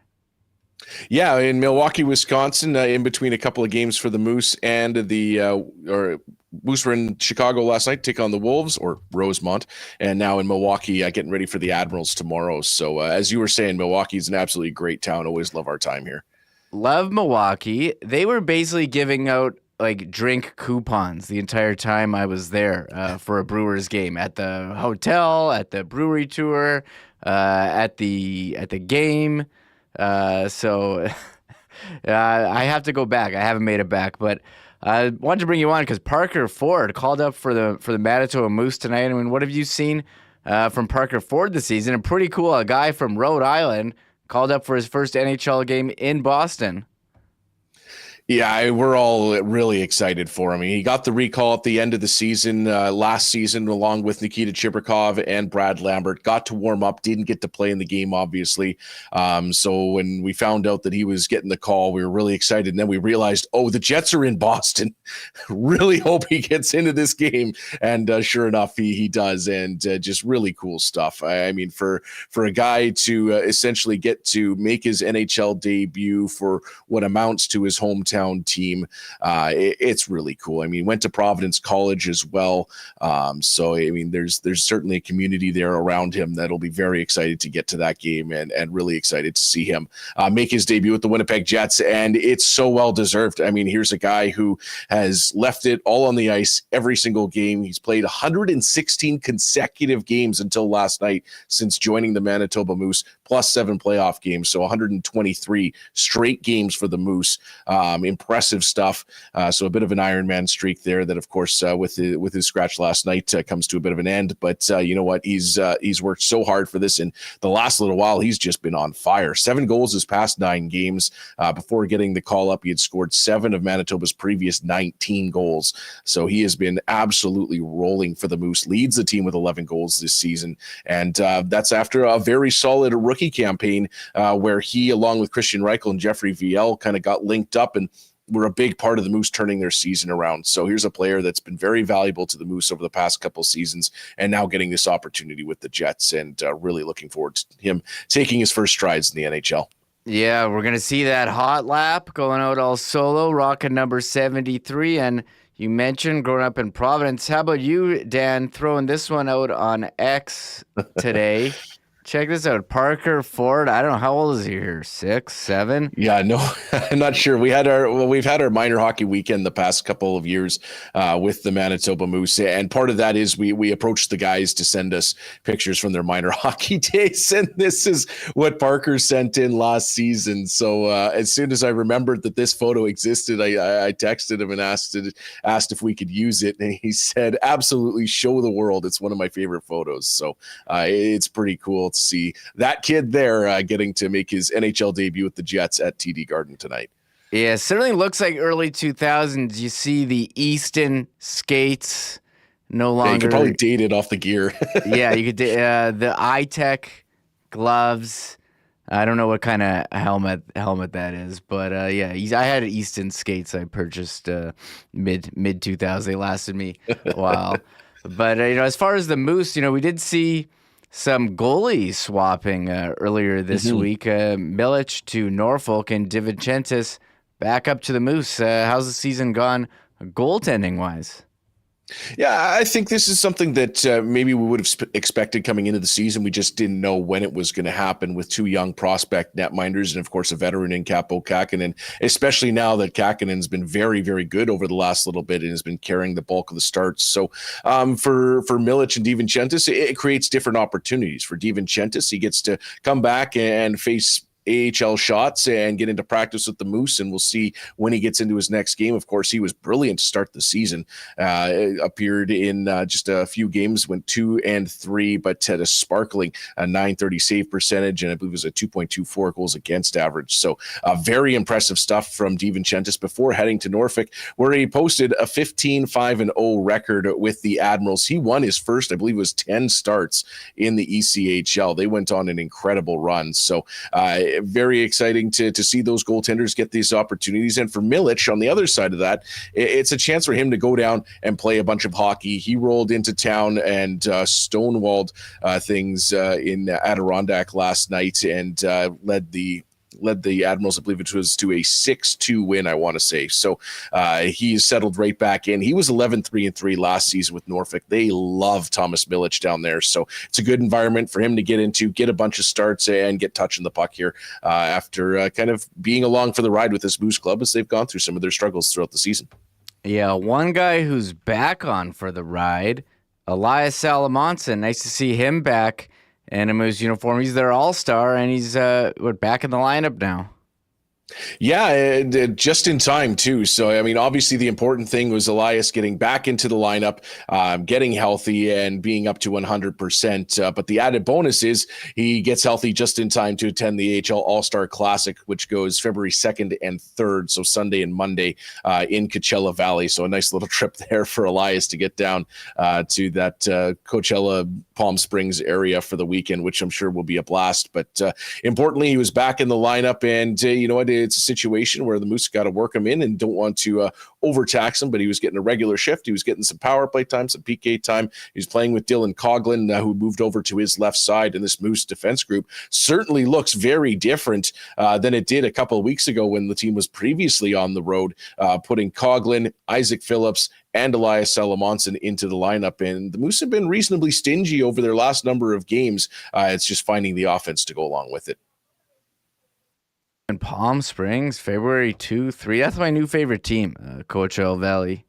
Great colors, great jerseys. Like they've done really well down there since coming into the league. They sell great. Of course, helps when you go to the final your first 2 years in existence. That doesn't hurt at all. But it's certainly been a good start to that franchise. Aside from the Moose, of course, Dan, they've got some great jerseys, especially those 25th anniversary ones.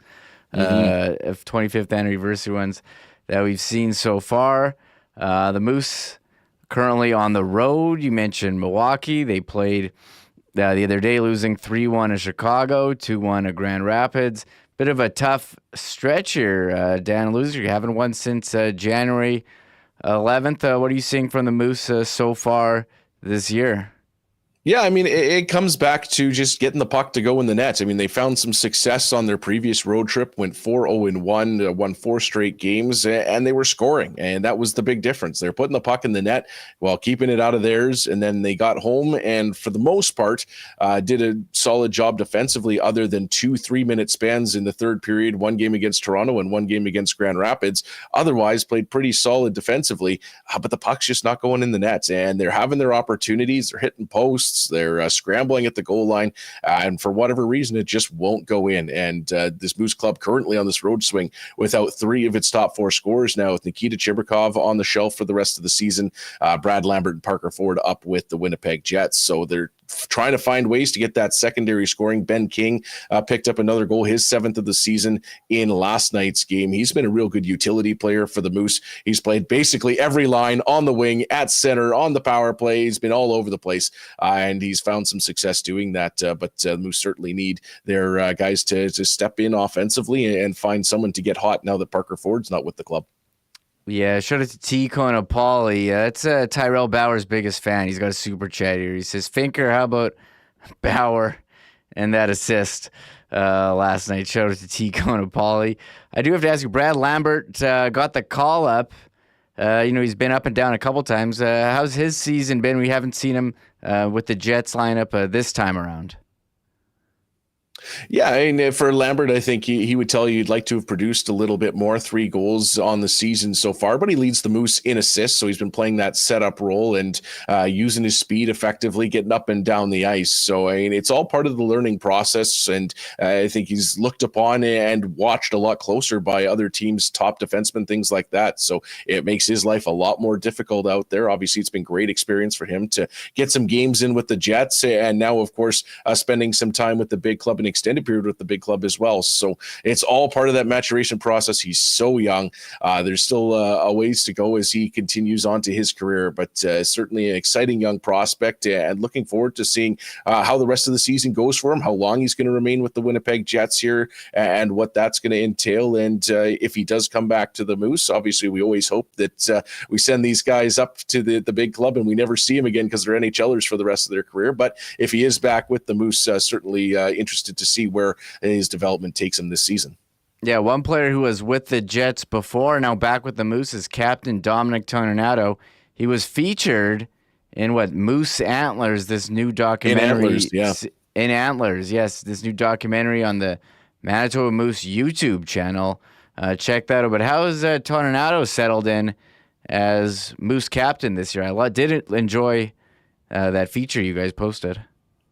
Yeah, rumor has it there's another one coming very, very soon. So be on the lookout for that on the Moose YouTube and TSN as well for the Jets games. But it's certainly great to have the captain back. I mean, he's such an important leader for this Moose club. He generates a lot offensively, and he plays on the penalty kill. He fills all these different roles for the Moose, in addition to bringing that leadership off the ice. So definitely an important player, important experience to have back. They had him matched up with Jared Anderson-Dolan and actually Janssen-Fjallby on a line last night. So plenty of NHL experience for that group. And they were driving things for the Moose, despite not being able to find the back of the net. Had a few really good opportunities. So looking forward to those guys maybe finding some chemistry and getting rolling in Milwaukee, where the Moose have had a couple of big extra time wins, one in overtime, one in a shootout. So we'll see if they can pick up the victory tomorrow.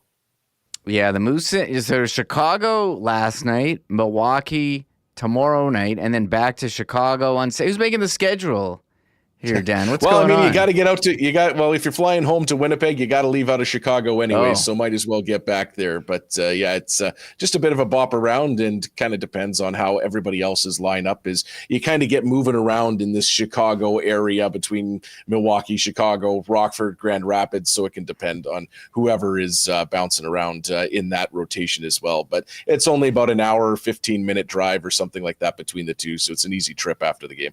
Yeah, I imagine Iowa in there, and the Moose will be hosting Iowa, not this weekend, but next weekend. And we do have tickets on our website, giving some away, winnipegsportstalk.com.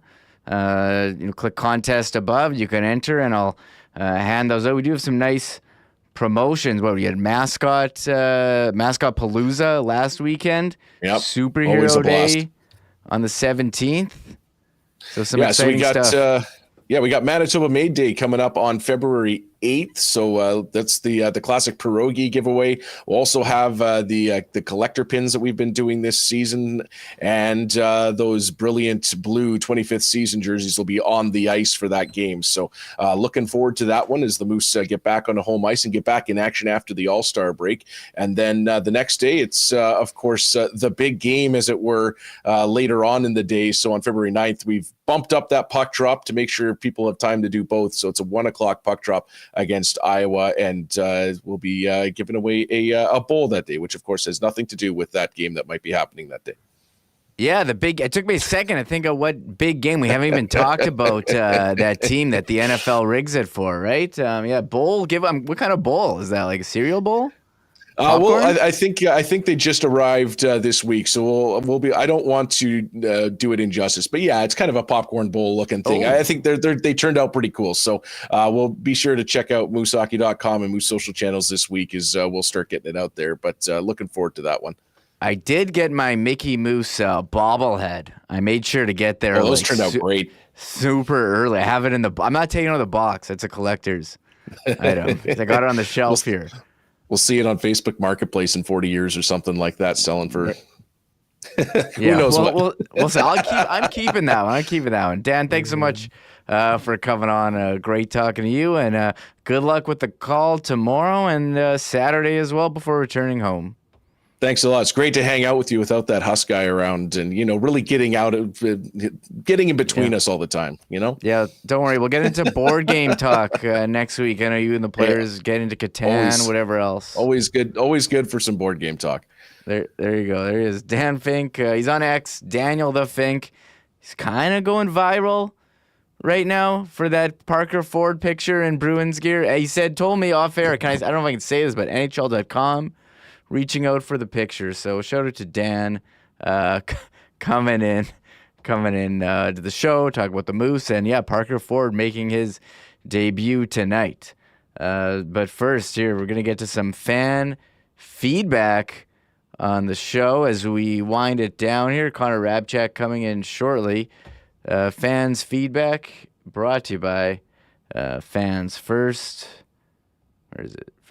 Fans First, your best option for buying and selling tickets in Winnipeg with no fees. What you see is what you pay. Certainly the best place if you're looking to sell a pair of tickets. I can tell you as someone who's occasionally bought and sold tickets on Fans First, utilizing it is so user-friendly. The customer service, so great, and you're getting paid the next day right after the game. Fans First, very busy for the last month. The Jets have been at home, and I'm sure they'll be doing a lot of business for the rest of the season. No doubt about that. We did have a couple Jets topics in chat today. Parker Ford, trade deadline, tonight's game. I had a poll if you're expecting some shenanigans. Let's see what the chat has to say about the Winnipeg Jets. Tico and Apolli, who's weighed in all show. He says Parker Ford won't disappoint. Our next Isemont, can't lose him. And Mikey Isemont, part of the Tampa Bay Lightning, who the Jets did lose on waivers to the San Jose Sharks a couple years ago. THP Power, when it comes to the trade deadline, he says Jets get a D-man like Sandberg, only a step above. Look out. So I had a poll. Should the Jets go, if you could pick one, do you want a second pair D or a second line center? THP Power wants them to get a D-man like Sandberg. But how about Michel Gitch-Brisson? He says, been a Brock Nelson fan for years. I would love to see him as a Jet. Toronto Sports Network 243 adds in response to my poll. If it was a mid-6 center, I would have voted that way. I'm not certain we specifically need a second-line center. So Adam Lowry done a great job. He's currently on the shelf. He is on the trip, but won't be in the lineup tonight. That is fans' feedback. Brought to you by Fans First, your number one spot for buying and selling tickets by fans, for fans, with no fees. And we are winding down the show here, and we do have, I'm going to be joined in a second by Brent Poplawski for our Sport Manitoba. It takes a community to play segment. It takes a community to play with our friends at Sport Manitoba. Sponsored and brought to you by, in part, by Manitoba Liquor and Lotteries. And we're going to head to the Sport Manitoba office right now and joined by Safe Sport coordinator Brent Poplawski. Pleased to be joined by Brent Poplawski, Sport Manitoba Safe Sport coordinator. Sport Manitoba holding 3 free webinars on Safe Sport, hosted by Allison Forsyth and her company, Generation Safe. They're providing introductory Safe Sport webinars targeted at 3 different audiences, but are open for anyone to attend. sportmanitoba.ca/safe sport webinars. Brent, how's it going today? Thanks so much for taking the time to come on the show. I'm doing well. Thank you very much for having me. I appreciate the opportunity. Yeah, Brent, we're here to talk about these Safe Sport webinars, but before we get into those, I have to ask you, what does Safe Sport mean here in the year 2025? Safe. It's certainly the hot topic in the Canadian sports system right now. When we refer to Safe Sport, we mean an environment where everybody involved can have healthy, respectful, and supportive experiences that are free from all forms of abuse. So safe sport is not only about preventing maltreatment, it entails creating positive experiences for everybody in the system. And one of the most effective ways to create a safe sport environment is ensuring that your stakeholders have knowledge of acceptable and unacceptable behavior.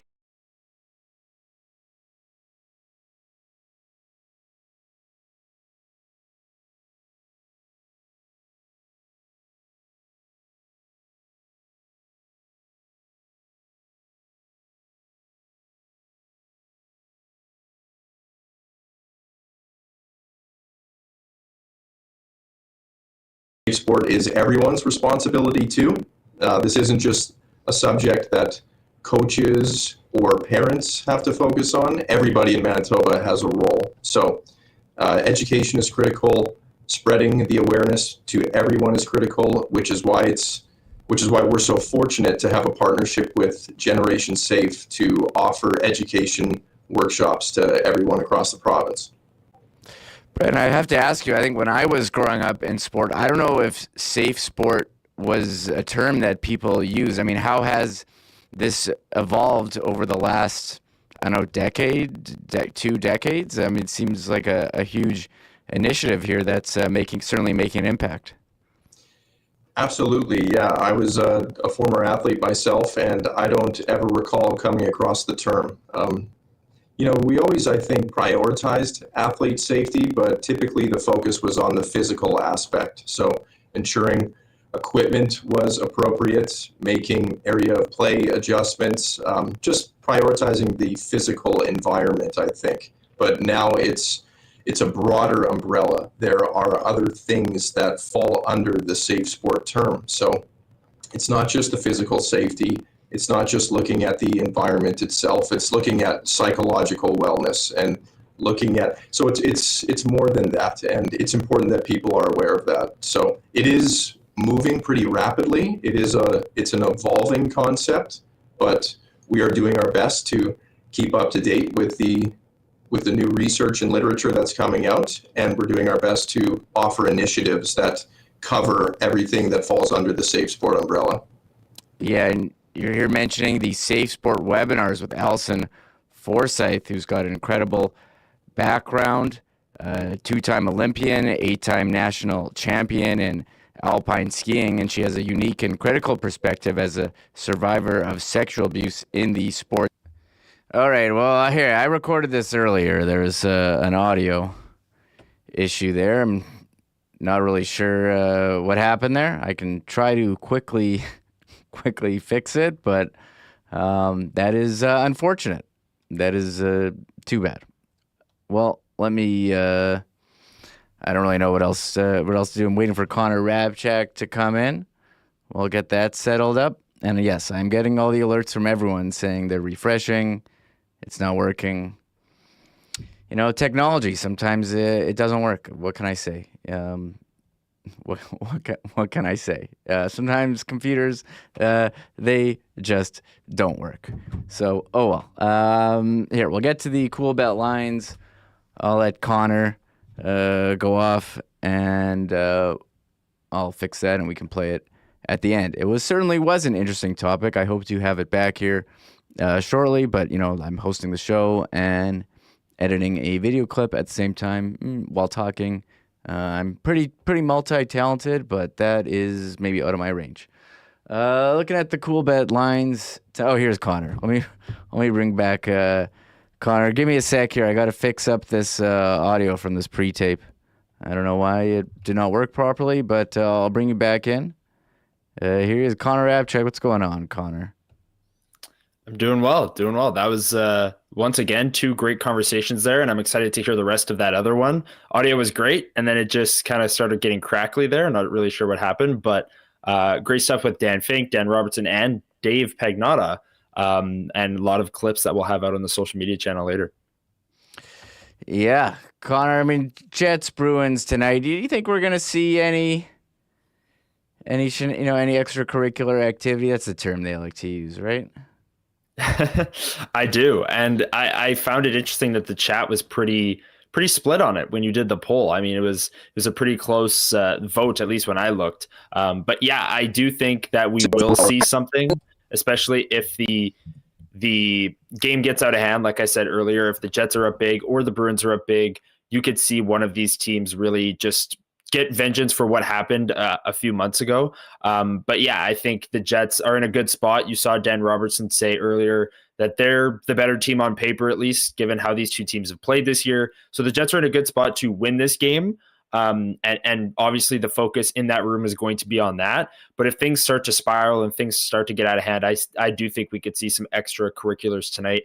And then that sets up Saturday's game against Washington, where I think it is set in stone now that those two teams are the top two teams in the NHL, or they will be on Saturday at least. So Saturday night, Hockey Night in Canada against the Washington Capitals will be a matchup between the top two teams in the league, the top team in the East versus the top team in the West, but obviously not looking ahead to that quite yet. We've got tomorrow's show for that. And then, yeah, tonight, I do think we might see a little bit, Remo.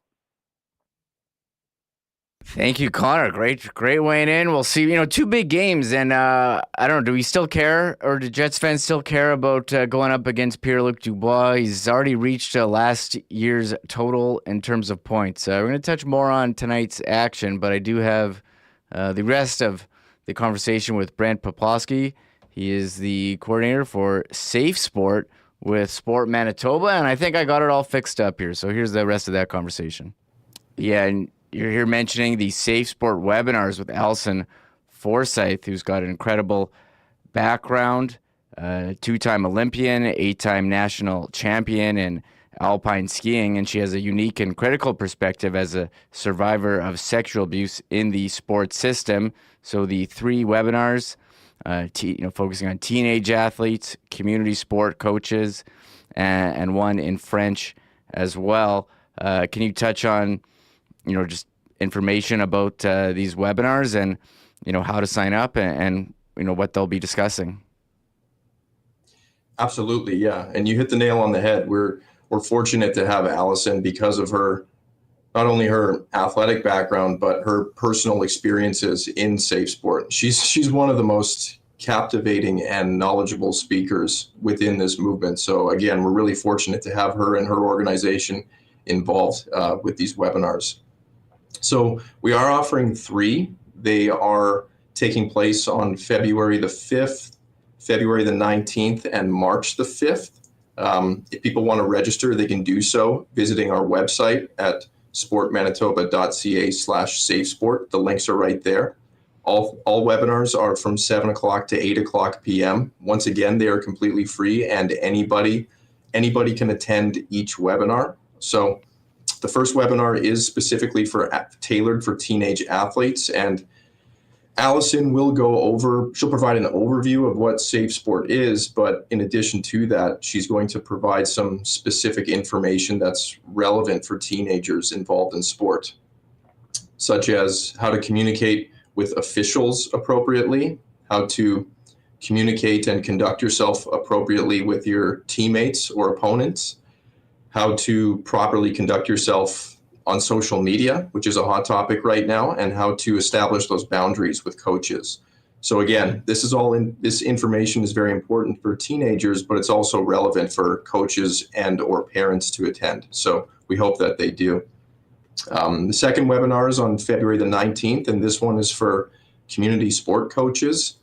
Similar to the previous webinar, Allison's going to provide an overview of Safe Sport and discuss the various forms of maltreatment that exist.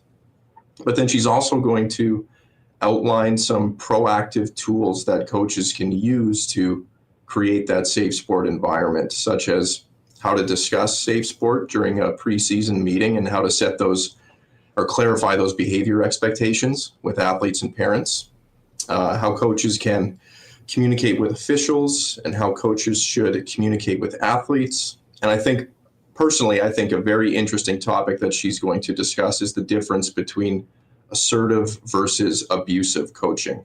So I think that webinar is going to be fantastic, and I really encourage all coaches to attend. And then finally, our third webinar is going to be on March the 5th.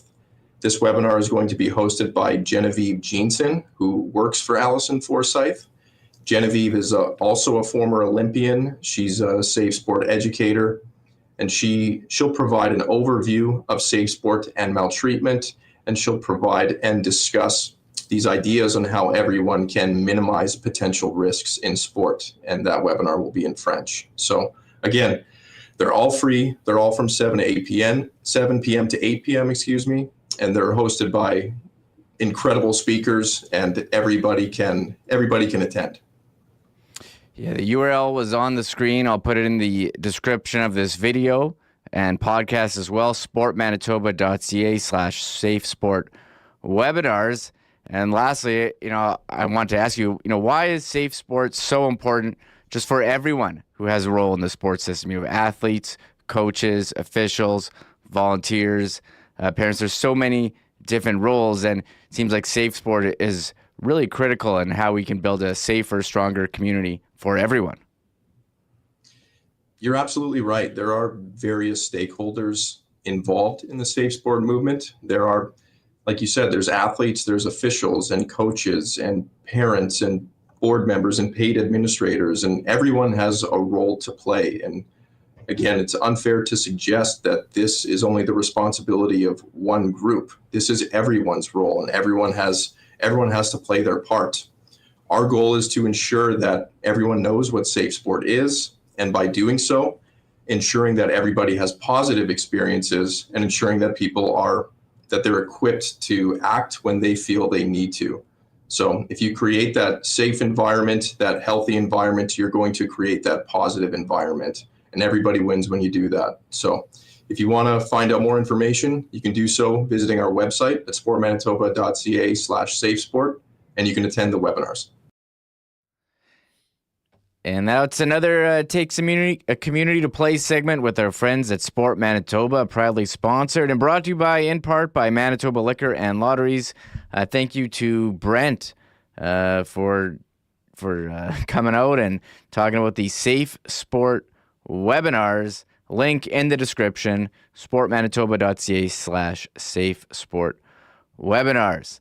Let's bring back Connor Hrabchak talking about... we'll go over the Coolbet lines tonight. Do you want to go over the lines? You want to hear Hustler's play of the day first, or I've been teasing it for a while. I have it ready, but a number of games. Get to Huss. You wanted me to play? Okay, I'll play. Here's Hustler's play of the day. Then we'll go through the rest of the Coolbet lines. Here's Huss with his pick for today. What's up, WSTers and Coolbetters? It's Huss here. We are still in Costa Rica, the Costa Rica Poker Open main event this afternoon. But after that 6-1 banger we had for the WST parlay, got to go back at it tonight for this game against the Boston Bruins. We're going to take Jets money line, of course. Kyle Connor is so hot. We got to keep a Kyle Connor goal on it. Not to mention to remind Boston again about passing on him once, twice, 3 times with the 3 picks before he was selected 17th by the Jets. And listen, Nikolai Ehlers is hot right now. He's plus 225 for an anytime goal. Let's throw him on it as well. So Jets to win, Kyle Connor to score, Nikolai Ehlers to score, boosted up to 8-1, plus 800. That's in the exclusives under the Winnipeg Sports Talk parlay. Good luck. Let's ride, and pura vida, baby. There's Huss. It looks like a rooftop pool, Connor. You can take a look at this. Look at these views. Here, Connor. I'll bring this. You can see in the background, like he looks like some elevation there. Yeah. And I don't know. T. Will saying in chat, Huss looks pretty red. I have to agree. We're on a Hustler sunscreen watch, and it's not going well so far. Yeah. He was out yesterday hiking, ziplining, jumping into a waterfall. And I don't know if he's using sunscreen, so we're hoping it doesn't come back too red. But I'll everyone in the chat concerned. As for his play, I couldn't even hear his play. I was too busy, just mesmerized by the entire video.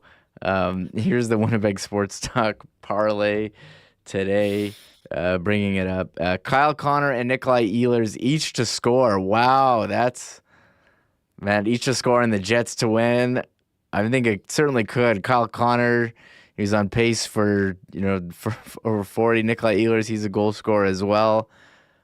I don't know. I'm not as confident as I was on Tuesday, but I certainly think if they're going to win, and hey, I put out the poll to the chat, do they think the Jets are going to win? It's like 92, 95%. So I think this one has potential here, but I did like the Tuesday one better. I liked the Tuesday one better, but I also was kind of about that one, but I like it even more than this one. So I don't know. Nikolai Ehlers, Kyle Connor, both on that top unit that can go red hot. They can go 2 for 2. They can go 3 for 4 in a game. So that's I don't hate it. I said that on Tuesday. Do I want to bet against Huss while he's shirtless in a pool in Costa Rica? I don't know. That's the question. You don't, and if you think of the story of this game, how did the Winnipeg Jets win? It's Kyle Connor and Nikolai Ehlers scoring goals for them. So, hey, we're looking forward to the game tonight. The Jets did put up 8 last time these two teams played, so there could be a lot of goals to go around. The over-under, however, is 5.5, so nothing too crazy if you wanted to look at other goal-scoring props. Do they have Parker Ford in his first NHL game? Don't believe he's listed. How about Cole Perfetti plus 340, Josh Morrissey plus 500 if you just want to do a one-off. Certainly interesting. Ehlers plus 225, Kyle Connor plus 140. Other than Connor and Ehlers, any goal scorers? Velarde, I always like. He seems to be the lowest one of the top line that has been red hot always. Yeah, I like Velarde as well. And then Nikolai Ehlers there, you see him at 225. You think that second line is going to play well. Interesting they don't have Parker Ford, but he is a fourth line player that isn't going to play either power play. So in his first not game, surprising. Yeah. Hey, how about Nikolai Ehlers for over 1.5 goals, like plus 1,300? That's an interesting one as well. If you want to just go for like a longer shot, just have probably a low percentage chance, but if it hits, you're having a good time. Any other looking around the NHL tonight? We got the Flyers. They lost to New Jersey yesterday, plus 118, home dog. The Flames hosting Anaheim, minus 189 favorites at home. The Oilers, minus 263 favorites against Detroit. Vegas, minus 286 favorite home against the Blue Jackets. And the Kraken, minus 196 home favorite against the Sharks. Any other game that you have your eye on this evening? I like that Oilers Red Wings game. I think that's the next best game of the night outside of Jets Bruins. You'll see a bit of a Four Nations matchup as well. Dylan Larkin on Detroit and Connor McDavid obviously on the Edmonton Oilers. USA versus Canada there, and those lines might be matched up with one another as well in this game. So that one's interesting. But yeah, Jets Bruins definitely catching my attention, and the Wild last night with a big win over the Maple Leafs in what was a very quiet Scotiabank Arena once again. And they're now taking on the Canadiens, who the Jets just beat. So that's another interesting one. Yeah, I missed a couple games here at the top. Carolina, big favorites against Chicago. Montreal, they're hosting Minnesota. You mentioned lost to Toronto. Ottawa and Washington, and the Tampa Bay Lightning hosting the LA Kings. LA lost to Florida last night. A couple interesting matchups. We can go to the exclusives. We have the Winnipeg Sports Talk parlay. Oh, on top of the Edmonton Sports Talk parlay. Very nice. They got McDavid, 2 points. Draisaitl, Nugent Hopkins, each one. And Oilers to win, plus 225. Not paying a ton, but certainly a path there against the Red Wings. We do have Hustlers Pool Party parlay. All right, because he's in the pool. He's got the Wild over Montreal. He likes them to bounce back. Ottawa over Washington, and Calgary over Anaheim. I mean, just because it's Hustlers Pool Party parlay, I think the name has me roped in. We will be seeing Washington against the Jets on Saturday, but they're playing Ottawa tonight. Feel free to weigh in on the Pool Party parlay. Like I said, can't bet against Huss right now. He's red hot. No, I'm kidding. I don't know. Like the Wild second out of a back-to-back, betting against Washington too. They're really good this year and getting good goaltending. I don't know if Logan Thompson is the starter tonight. I haven't looked for Washington, but yeah, I don't know. Less confident about that one because it is outside the market, which is always interesting. Yeah, Fleury starting in Montreal, a big one for him. Right. Could be his last time playing there, so I know big reception there planned. Lock shot partner parlay. They like the Minnesota Wild on the money line as well. I guess the Fleury bandwidth or the Fleury, game of Montreal. Capitals, Senators under 5.5, and the Islanders on the money line over the Flyers, who lost last night. We got Patty knows puck, Connor over 2.5 shots, Rantanen over 2.5 shots, Bouchard over 0.5 points. I like that one. And Dusty's Undies, which hit yesterday. I was in Dusty's poker stream, and he was raving about his undies. That is the under.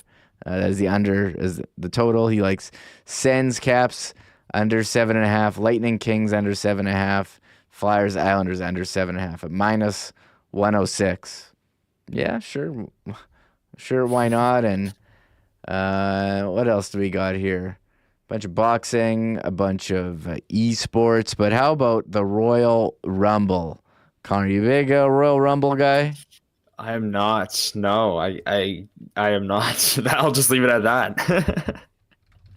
Are you?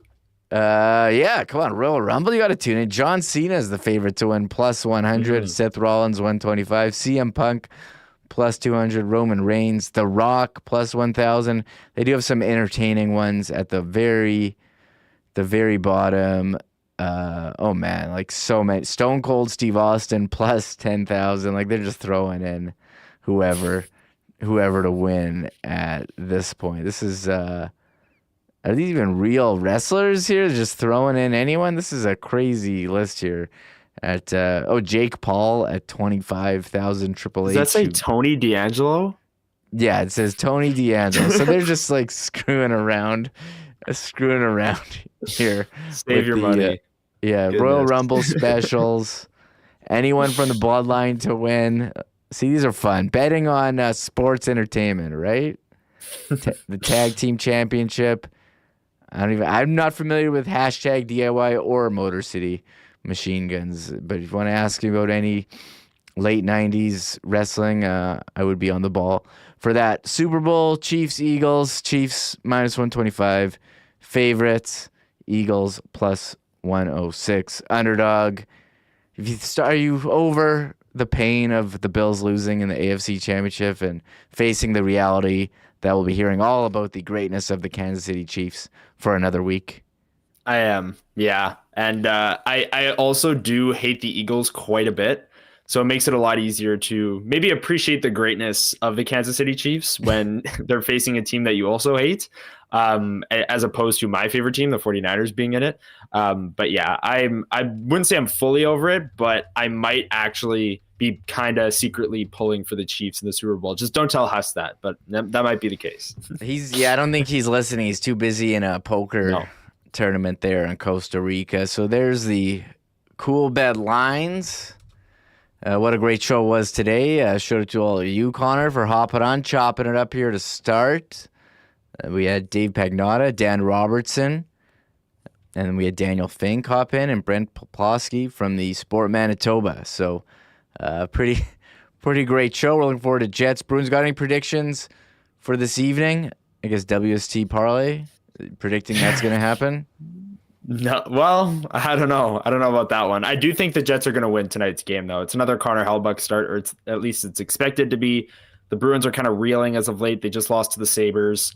And I'm interested to see if there's any extracurriculars, as you said, and see if there's any fights and retributions off of that David Gustafsson, Trent Frederick fight from a month and a half ago, roughly, it was, when the Jets beat the Bruins 8-1. So it should be an interesting game tonight. Original six opponent on the road, always fun, and in the middle of an exciting road trip. Connor Hrabchak versus Jonas Corpusalo.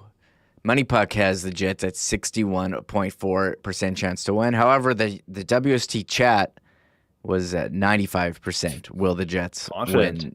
Very confident. And hey, you're probably gonna say, well, what do you expect? It's the WST chat. I mean, everyone here is a Jets fan. They're gonna say they're gonna win every time. No. Last Wednesday, I put out the poll. Jets, Avs, it was like 60-something%. That was after the Utah game. So confidence very high on this 4-game win streak. So exciting. And hey, Destry Lutet says Ford will get a goal tonight. Bet on that. So we'll see what happens this evening. We'll be tuned in to TSN, and I can't wait to talk about it with you at the start of the show tomorrow. Connor, thank you so much for taking the time to hop on today with me or Winnipeg Sports Talk Daily.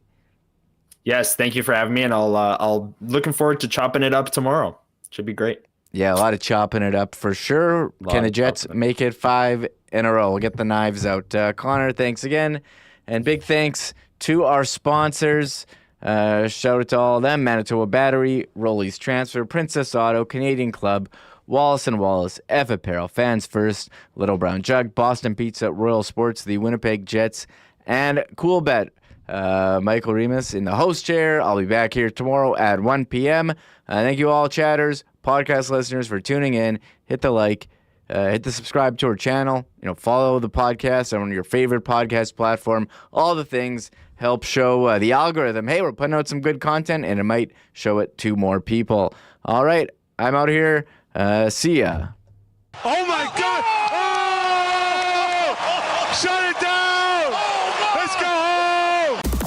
Thanks for tuning in to Winnipeg Sports Talk Daily. Make sure to subscribe on YouTube and your favorite podcast feed at winnipegsportstalk.com.